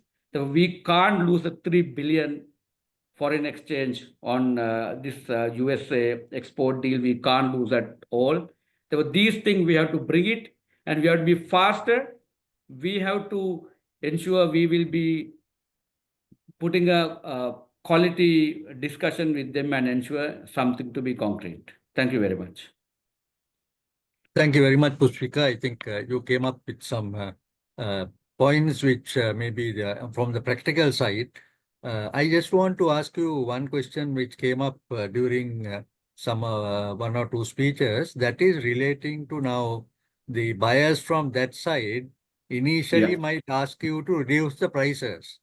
Do you think that it is possible in this? Yeah, actually, from the day the tariff announced, we were contacting customers because it's very unfair for us to continue the production and shipment because it's going to park in their places that exposed to high duties. Therefore, what the comment we got right now, around 50% of the customers wanted to continue the production as it is because most of our products are industrial, which are not nice to have. We do the gloves, and even the medical related, even the industry specific, even the solid tire goes for the industries. Therefore, I think the statistic what we got is around 50% of the customers want to continue with the production even at a higher cost. But the 30% of the customers wanted to postpone. They wanted to postpone to May, June, and they actually their strategy is to just wait and see what's really going to happen. And another 20% is actually still they are thinking what to do because they are still get a shock kind of a thing. They are in a bit of a shaky situation to decide what really going on. Then what the other customers' feedback was the local market prices are increasing at a rate in US because there is a speculation. They expect that there is a shortage of the goods in the market. Then the whatever the tariff, there's a high probability to pass into the customers. So in that sense, this will be the situation will be quite early to comment on what's really going on. Thank you very much, Pushpika. The other thing is that you mentioned about the product wise and country wise, because you see now when you have country wise, if another country gets, say India gets a lower rate, then you are not going to be competitive. What are your comments on that? Yeah, that's what I said actually. Because Sri Lanka being a small country, as per their formula, we can't import the way they buy from us because our per capita, our population are very less. That definitely our importation is less than what USA buying from us. And they have not considered the services in this particular formula, mainly the commodities. But what about our service payments to softwares and various other related payments? That has not been considered. And I think some of the USA goods coming through India for us. There were some of the things, some of the head offices are in India. Therefore, these things are accounted going through India. Therefore, these things are not really factored into the Sri Lankan economy, what contribution we made to US. That's another concern on this matter. Thank you very much, Pushpika. But we have a number of questions that have been asked. Mr. Gajendra, would you be able to now? I don't know whether any of your speakers also would have gone through any of the questions that have come up.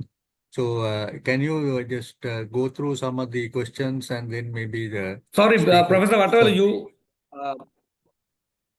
Professor Vatal, you are asking about this product-wise rather than the country-wise. Yeah. I actually emphasize on that. We were because each country had their specialties. Now even if you take tea, but USA can't make tea. They import coffee from Colombia. Like that, there are different products as specialties. Now even we are not making cars. Therefore, we are not having IT like they have in a Microsoft. Therefore, they have to think about what really the product-wise specialties and the countries can be contributed to their economy in better way. And they can't make manufacturing more cheaper and the efficient manner than what we do. So that needs to be considered. Then it will be a more economically viable for all the countries, because now it became a war. It's more than a nice trade negotiations. It become a war. It's just a country to country. It's not the real trade harmony is happening around the world. Therefore, it would have been better look at the product wise and put some kind of a tariff based on the products. Thank you, Puspika. Then, Mr. Gajendra, can you read out some of the questions on the Q&A so that then we can get the respective speakers to give the answers? Yeah, so Take one the of the main question ones, is yeah. came. Yeah, one of the question they're asking is, so we have doing a lot of BP operations with the USA. So how it's going to affect it? The operation. So, Dhananath, you have any reply for that? On the BPO operations? Basically, the BPO operations falls under more on the service side. So unless unless it's affected with the trade, do not see. I mean, if we go for a global recession and if all the economies are going to contract, then definitely there will be a issue for all the industries. But in particularly this tariff is mainly looked on the trade, that is the goods.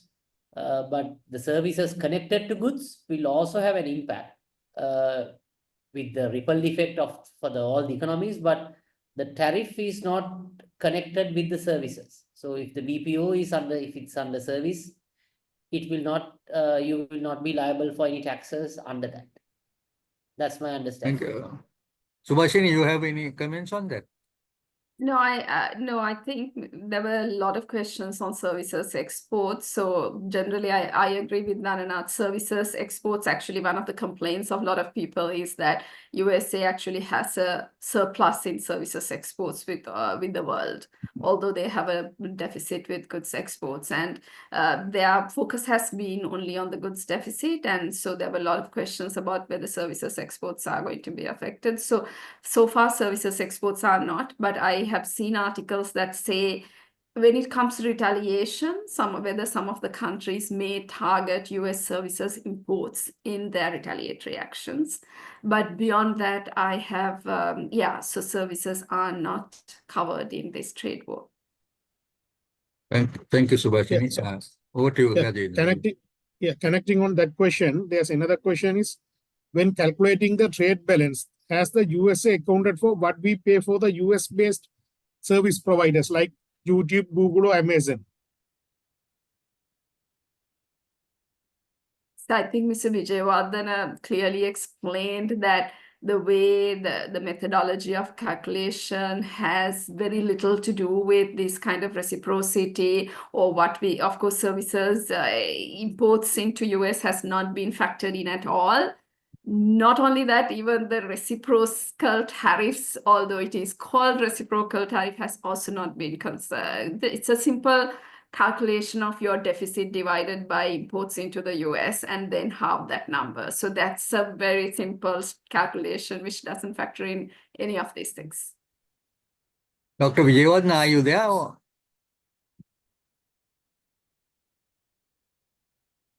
Yeah, I mean, the present formula doesn't take into account any other transaction that we do with the United States. It's only based on the merchandise goods, and therefore it has been limited to a very small component of the total balance of payments of the United States. So this is something which Trump administration will have to look into. They want to have a major revision in the trade pattern of the United States. You can't just, have a formula for goods, merchandise goods, and then apply it to other type of, transaction that we do. I mean, there's lots of financial transactions that we conduct, lots of software transactions, as Puspika had mentioned, and all these things are outside the present formula. So if United States wants to have a comprehensive trade reform to make United States a great nation again, they will have to go for a different type of approach to tackle all these problems. Thank you, Dr. John. Over to you, Gajendra. Yeah. Yeah, then there's another question. Does the excise duty for vehicles fall under the para tariff? I think Subhasini can answer it because he had already written an article of that also.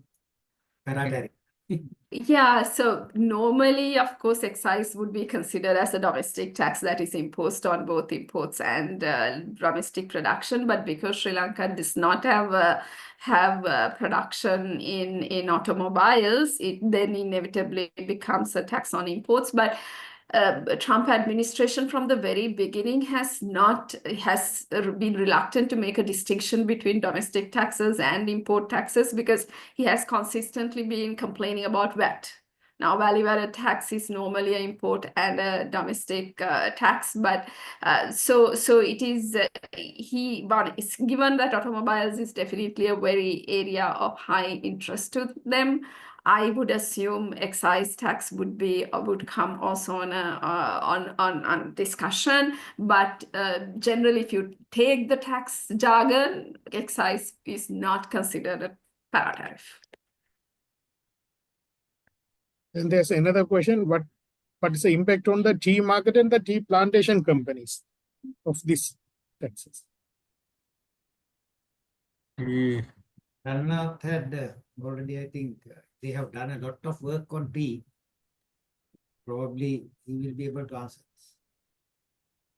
Basically, on the tea market, because as I think Pushpika also mentioned, this US really cannot manufacture tea. But when it comes to the contraction of the global supply chains, all the exports are going to get affected because it is basically we are making the size of the cake smaller and smaller. So everyone will lose out. So it is common for tea, it is for rubber, for everything. Because we are thinking of a context that everyone is going to lose out. There may be some winners, but it is overall the economy is going to contract if it is going to move forward in the same form. So that's so tea will also be affected because of course people will cut down their consumption. Even if I'm not sure exactly about I cannot recall how much we export to the US in terms of tea. I think compared to other products, Lanka, maybe hit on tea will be lower because I think out of our overall exports, what I've heard is only about 1% of Sri Lanka's total tea exports go to the United States. United States is not a main tea consumer. But exporters, I spoke to say it's still 1% is big, and maybe some companies, although overall country, maybe 1%, maybe some companies may have more exposure to the United States than others that may suffer. Thanks, Subhashini. Then there's another question is asking with the announcement on the Chinese tax, further additional taxes, are there any possibility for our country to get more FDIs which might exit from the China?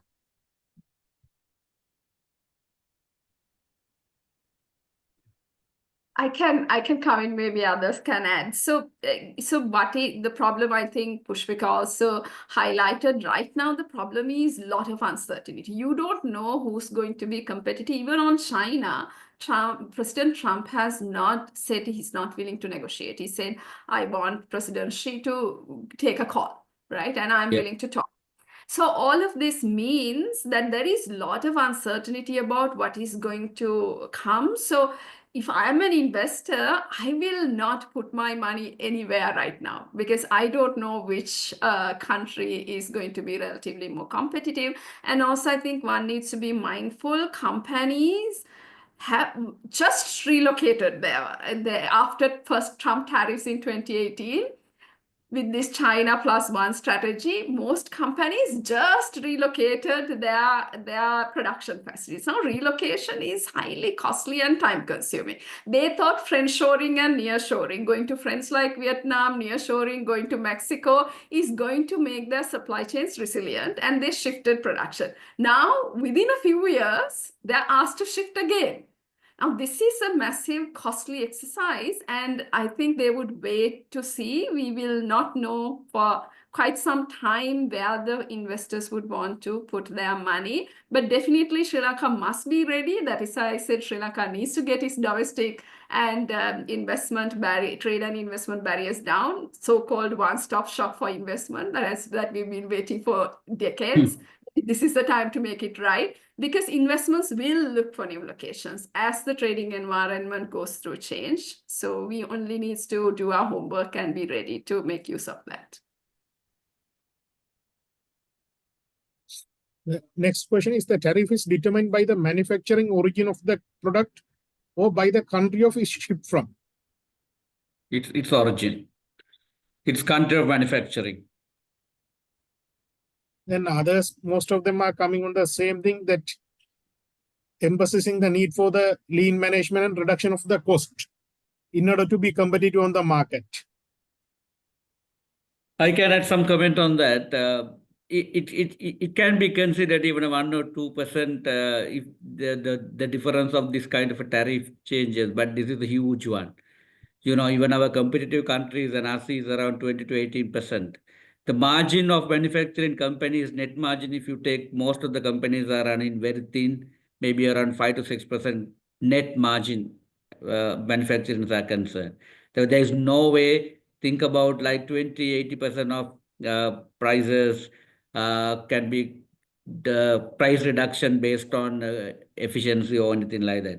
Even right now, some of our customers have communicated asking price reduction because they know buying Sri Lanka is not a competitive compared to other countries. But unfortunately, we have declined most of the request because there is no way we can't match that kind of a price reduction. 1 or 2% probably yes, but not beyond that.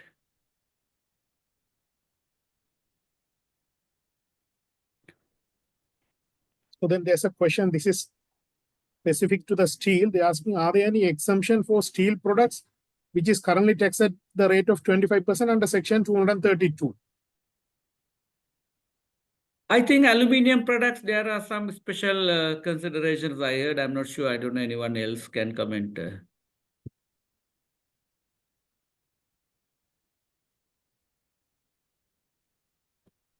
In knowledge, And all steel and aluminium are subject to this 25% tariff in USA. So whoever wants to export to USA will have to pay that.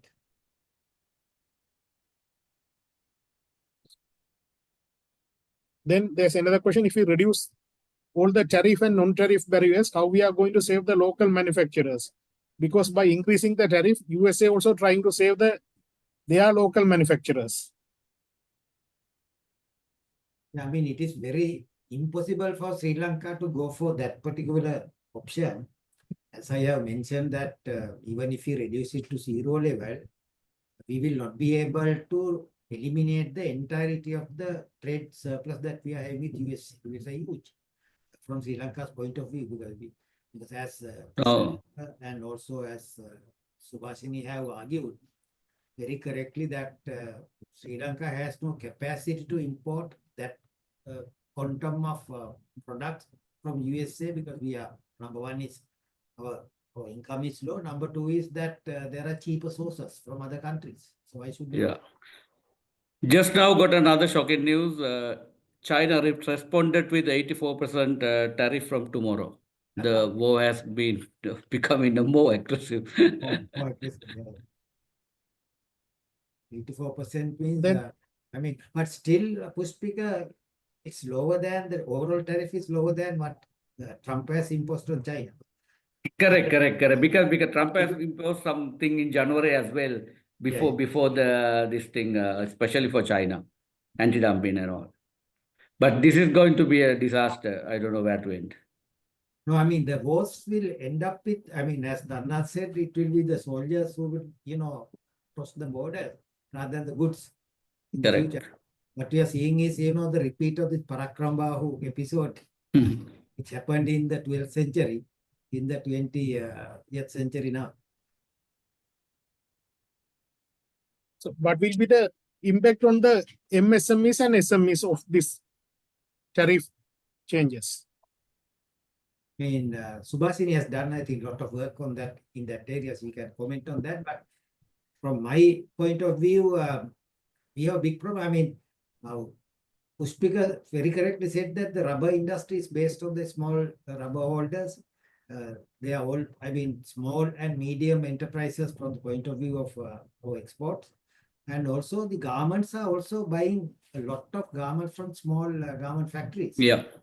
So we are hit very high on that count. I Yes. We can further. And if I had a point to this about the medium and small scale, the most of the big companies, even in Sri Lanka, are well diversified. They are having the operations in other countries as well, even in Malaysia, in India, Vietnam.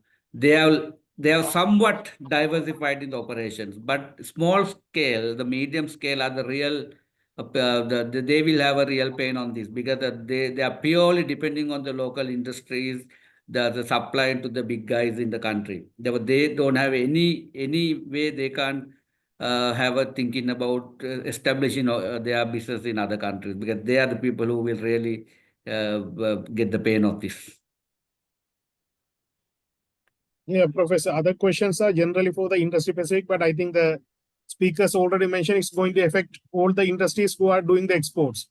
So I'm not going to again ask the same questions on industry specific and others. Another question was there, this 44% is imposed as a final tax on the top of the existing. I think that was already answered. It will be on top of the existing taxes. Correct. That's correct. Is it correct, Pushpika? Is it correct? Yeah, it's correct because the HS code duties are carrying as it is. This is on top of that. Yeah.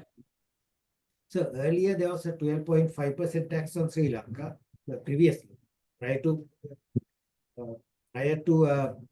Donald Trump, and that tax has been replaced by 10% base tax. No, there now is it the I think the 10% and whatever the tariff they announced is on top of the normal HS code taxes they are having. I think, Dr. Vijayawardena, the difference is like if you don't do that, if you just apply 10%, some of the industries will be at a disadvantage because especially if they had a higher tax than 10%. Yes. So I think they're trying to maintain that by adding these taxes on top of the existing ones.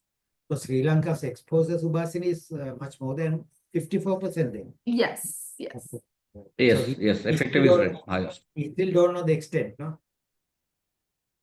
mean, it's only an exporter like Pushpika who can advise us how much, it will affect. But rubber, you said zero earlier, no? Zero. The rubber earlier 0 and 3%, and because of the tires also 0 solid tires. Now with the tariff of 44, it's going to increase. But our competitive countries like India tires 10%, China earlier 20%, whereas we were 0. We had a competitive advantage of that. And the gloves, when we are having 0, Malaysia also 0, China was 7.5 earlier, and even Thailand was 2.5, kind of a small rate, but we had a benefit of getting some of the 0 rates.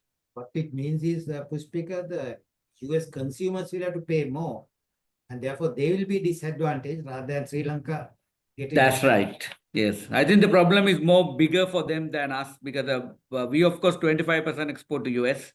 Probably we can either do some reduction of the price or diversify it with others. We can think about. I am not saying there will be impact, but USA each and every product coming to the state they have to pay on top of the normal price of this. I think the objective is to minimize the trade deficit because it's almost reached 920 billion. That the route they are going on. And I heard that they are earning a $2 billion per day with the tariff. That's the income they are going to gain. But this money going to come from their own people. It's not outsiders. Then they're asking, are there any additional costs will be added while doing the settlement through the through the Visa or MasterCards with USA? Yeah, those are additional costs. I mean, when you pay through SWIFT platform, there's a huge cost that you have to incur. And similar to that, the banking costs are not included in the tariff that they have introduced here. But of course, those costs had even been earlier there. So there's a new thing.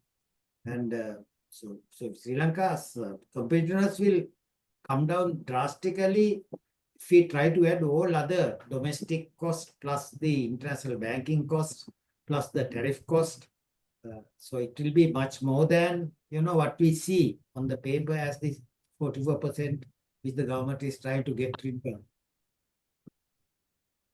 Then there's another question on this garment industry. Most BOI garment factories in Sri Lanka operate as a contractors for US brands, where the brands manage the supply chain, technical know-how and bulk purchasing, while the Sri Lankan Gajendra, I companies only think providing. Hasita Premaratna will come for a few minutes, so he can answer Okay. those. There is Okay. something on the coconut industry. I don't know whether you see I especially just joined, Professor. I can. you're there. Right. Yeah, I can cover. What is the... Yeah. Right. One was about that first sale. That was I told that to you, no? Yeah. The- Okay. So first sale means basically what happens is that when a US company places an order with an overseas trading company, and then that trading company will place the order with the manufacturing entity, which is the factory. So you separate between the trading and manufacturing. That's the first thing. Then what happens is that let's say if it is a $1 garment at FOB level, that you get an order, trading company take the order for $1, and let's say you place the manufacturing order at 90 cents. Then when the export happens, the US will calculate the duty not on the $1, but on that 90 cents, which is the factory's turnover. So not the total $1 turnover, but only the factory's turnover, which means that 10 cents, which is applicable to the trading office, is not subject to duty. That's what you call the first cost principle.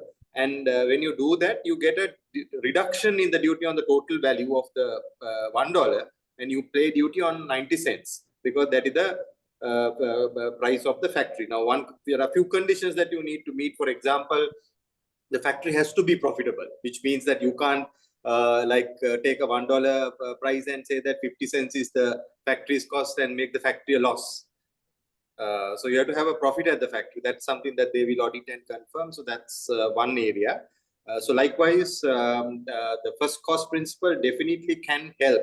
But if you look at today for certain US customers, even today we offer from the apparel industry, we offer the first cost already to some brands, and some brands we don't. So this particular situation, even for the brands who are not being offered and who are not currently enjoying the first cost, that's something that will come in, and that will definitely help to reduce the impact of the duty. But definitely that's not going to solve the day if the 44% continues. Gajendra, there's another question. Earlier one you were reading. Can you read that? Yeah, so they are saying that most of the BOI companies doing only a stretching part here, whereas the purchasing and the bulk purchasing, supply chain and the technical know-how handled by them, the parent company or the company which places the order. So the question they're asking, could decoding and the documenting the supply chain more transparency help in establishing the origin and thereby reduce the tariff burdens? No, so there are two parts to that question. One is that when you're placing the order, like I said, you can split between the trading activities and the manufacturing. Manufacturing activities happen at the factory, where the typical in a first cost environment, that is the dutiable component that will come in. Whatever that happens in the trading company it will not be dutiable. So, for example, like in my previous example, if it's a $1 garment, 90 cents will go to the factory, 10 cents you will say that it's trading activities. And that should cover some of these activities you mentioned, the procurement, order management, planning, sourcing, even product development, design type of things can be part of what we call the trading and the front end activities and non-manufacturing activities. So you can split the two companies and have that taken in so that you can manage the duty better with this first sale principle. Now, having said that, country of origin cannot be changed by doing that, because if you're adding value, country of origin today, those days country of origin went by which part of the garment was stitched in that country. This was good old days, but later it has now been changed. So today country of origin is determined by the value addition that happens. So for example, if you're talking about apparel, the end product, minimum of say certain areas, you need 40% value addition or 60% value addition. That happens based on the location of value addition. You will be referring to that as a country of origin.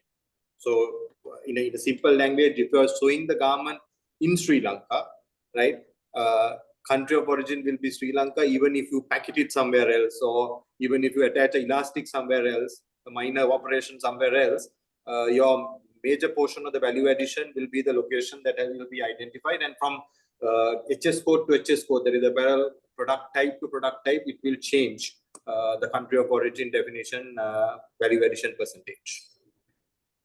Asita, actually, one of the main questions, even at the beginning, was that one of the largest exports is the apparel, about 1.8 billion to the US. And Correct. with this additional duty coming in, how do you all see that the impact, and how what sort of measures that you all can take to overcome this situation? Yeah, I think I'm sure the other speakers would have spoken about the story of 44%. So 44% is too big to absorb.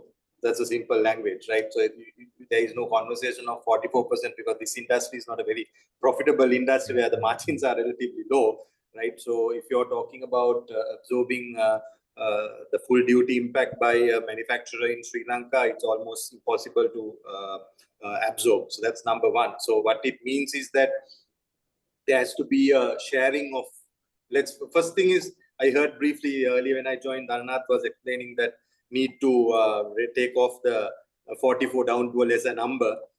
So I think in the last few weeks, we've been working on that front with the Joint Apparel Association and the government of Sri Lanka to go back to the US government with a proposal. In fact, today morning itself, also the second letter went in, and there's a lot of work that has happened in the last 7 days to bring this 44% down and ensure that there is some form of a reasonable level of duty that will apply rather than the 44, right?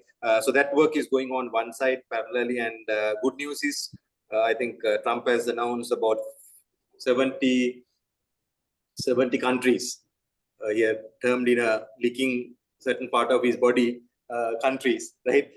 So that we are also in that list. So good news is at least we are not in the retaliation list, which is a different list, which is probably the one that he will take on. But this list is more sort of going to negotiate. And there is another third list of people who have just ignored and watching what's going on around, especially the guys who got 10%. So in the three lists, we are in probably the right list that at this stage, because in the high duty list, almost the majority of the people have gone in for the negotiations. So hopefully something will come out there is number one, right? We don't know yet. And with Trump, nobody will know, even he himself might not know. So something, it's only hope, right? So that's number one. Number two is when you look at like I said before, this duty to be shared by, if the 44 continues, this cannot be absorbed by the manufacturers in Sri Lanka. There's no way, right? There is no survival on that front. That has to be very clear, which means there are three things that you can probably do to go forward with the 44. Number one, you work with your end-to-end chain to see how much can be passed on to the consumer in US, how much will the brand that is our customers will absorb. Three, how much will a company like manufacturing company like a Brandix can absorb, and then of course the supply chain like the fabrics and other people will absorb. So different parts of the chain will have to take the bearing. Now, for example, on my earlier example, if I take that $1 example, if you're taking a $1 garment, you're at FOB, your tax will be say 44 cents, right? Additional incremental tax is 44 cents. Now that 44 cents is 44% of our turnover, which is impossible to absorb. But if you take it at that $1 FOB garment that goes to retail, it actually goes at about $5. So $1 garment goes to retail at $5. Now, even if you pass on the whole 44 cents to the consumer, on a $5 price, 44 is about roughly what, 12-13% increase, right? It's huge inflation in the US standards, but at least passing on some portion of that 44 cents in a $5 garment is not a end of the world, right? So that's why a lot of people are talking about passing on. Some have already done. I think Apple has already increased their prices. So likewise, there will be certain products and certain areas where probably the consumer is in fast need of buying it, and where the sellers have a better chance, there will be a possibility of passing that on at a larger scale. So it's some amount need to be passed on. How much depends on how your bargaining power in the market on that product. So that's something to be seen at the moment, but that is one aspect of it. So work is going on that front. Different brands are considering that, but sharing the duty will be a big conversation, and some part has to be shared with all of us, which means that our cost structures will come under pressure further. They have been under pressure for some time, and we'll have to work harder. And as we speak, we are looking at what more need to be done to change the way we do work as a supply chain, and see how to attack on wastage across not only in the manufacturing but also in the end-to-end retail supply chain, and try to minimize some of the wastages and see how much can be absorbed at different levels, so that cost structures can be brought under some level of control if this continues. That's one. That's the second part of it. Third part of it is, if you're looking at Europe and non-US business, how would you increase that in Sri Lanka more, right? Obviously, we have the GSP plus benefit and the duty-free access to Europe. So that's an area which we need to go further. And as we speak, some of the existing brands whom we work with in Europe are hot in demand. Everybody wants to supply to Europe now, because that's not applicable to this increased duty. So we will have to see how we need to catch that as much as possible.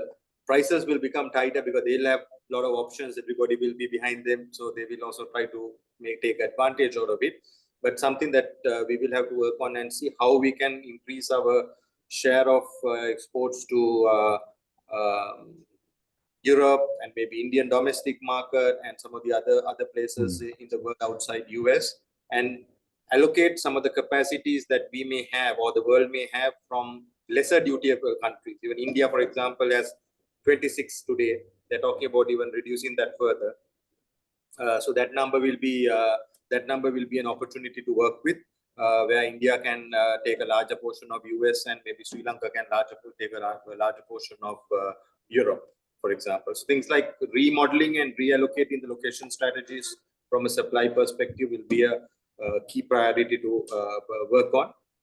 So and the final part of it, like I said before, to see in absorbing the duty between different areas, how do you transform your cost structures, change some of these cost aspects to get some form of relief in terms of absorbing. So these are the different options available for the supply chain at the moment. With otherwise, if you're expecting this 44 to be absorbed by a manufacturing company in Sri Lanka, that's not going to work. Basically, that company will have to shut down. But if you're looking at the options that I mentioned, by using multiple options together, there can be a workable solution that can be brought in. So that's what I think everybody is working out. First thing is to see what can be done as a nation to bring this down, the percentage. Number two, if not, or even if it comes to 10% or 15% or 20%, still you will have to go through the steps that I mentioned thereafter to remodel yourself to absorb this with minimum impact to have continuity. Asita, one of the things that came up earlier is that you all are having operations, or apparel manufacturers are having operations in other countries, maybe India and maybe some parts of Africa and all. How do you see whether now, supposing if that is going to be maybe cheaper option, whether some of these our apparel orders may ship to those countries? Is that likely possibility if our prices are going to be, if the duties are not reduced? Yeah, I think that should be part of that location strategy that I mentioned before. And always you have geographical presence in different countries for this purpose, because it's part of the risk mitigation, right? Always our buyers, our customers, we used to tell us that if you're in Sri Lanka, you get so much of allocation only, right? Customer A will say, I will not put this particular product, say underwear, more than 10% in one country, in Sri Lanka, right? So if you want to grow beyond that, you need to go to another country and get that business. Otherwise, I'll find a vendor who can supply from that country for me.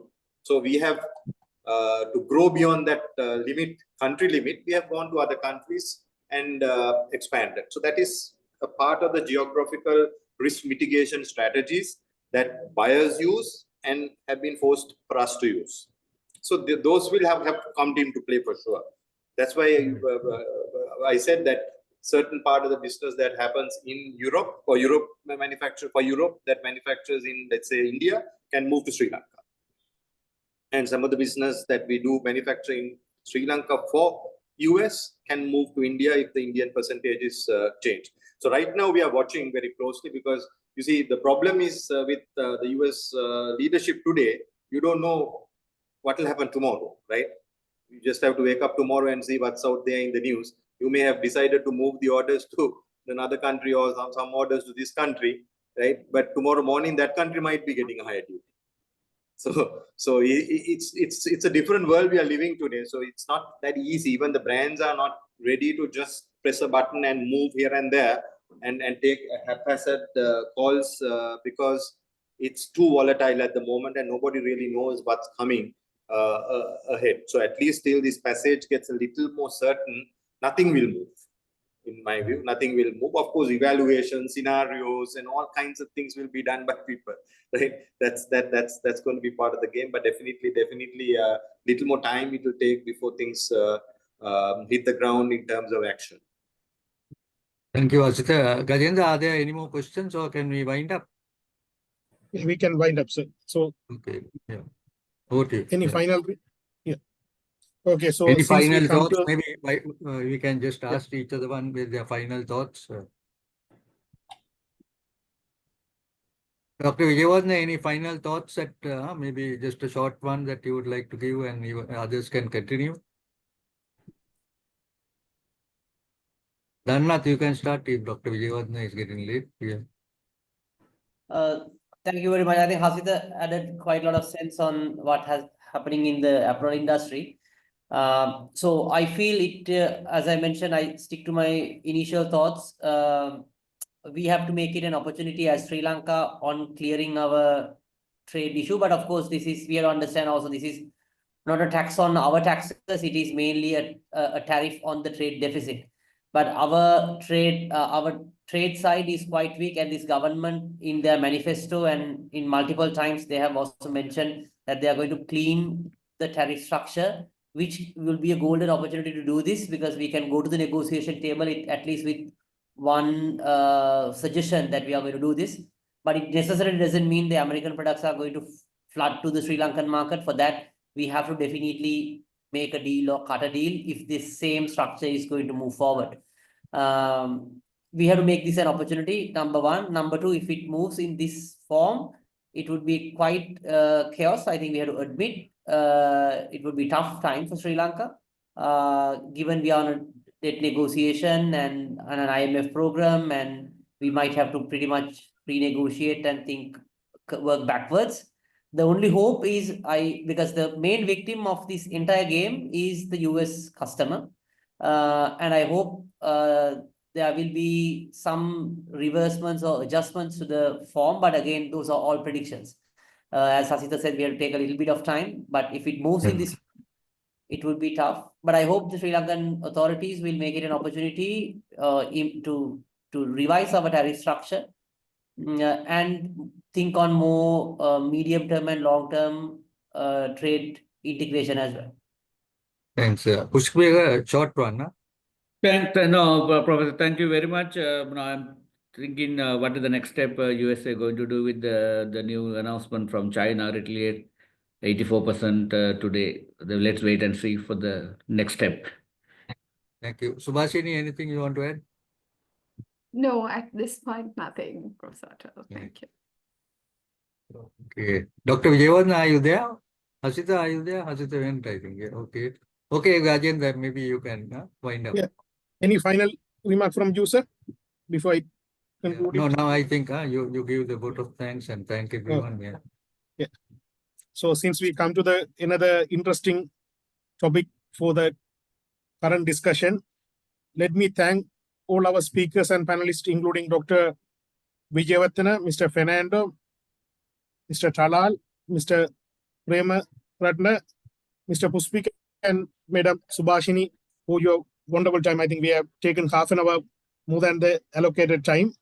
Thank you for, and as well as for the founder and president of the CMA, as well as entire council for organizing this timely topic on today within a very short notice, as well as for all the participations who has take time to join us with us today. Thank you very much. Thank you to all. Thank you. Thank you, Thank you. Thank you. Rajendra. Bye. And thanks very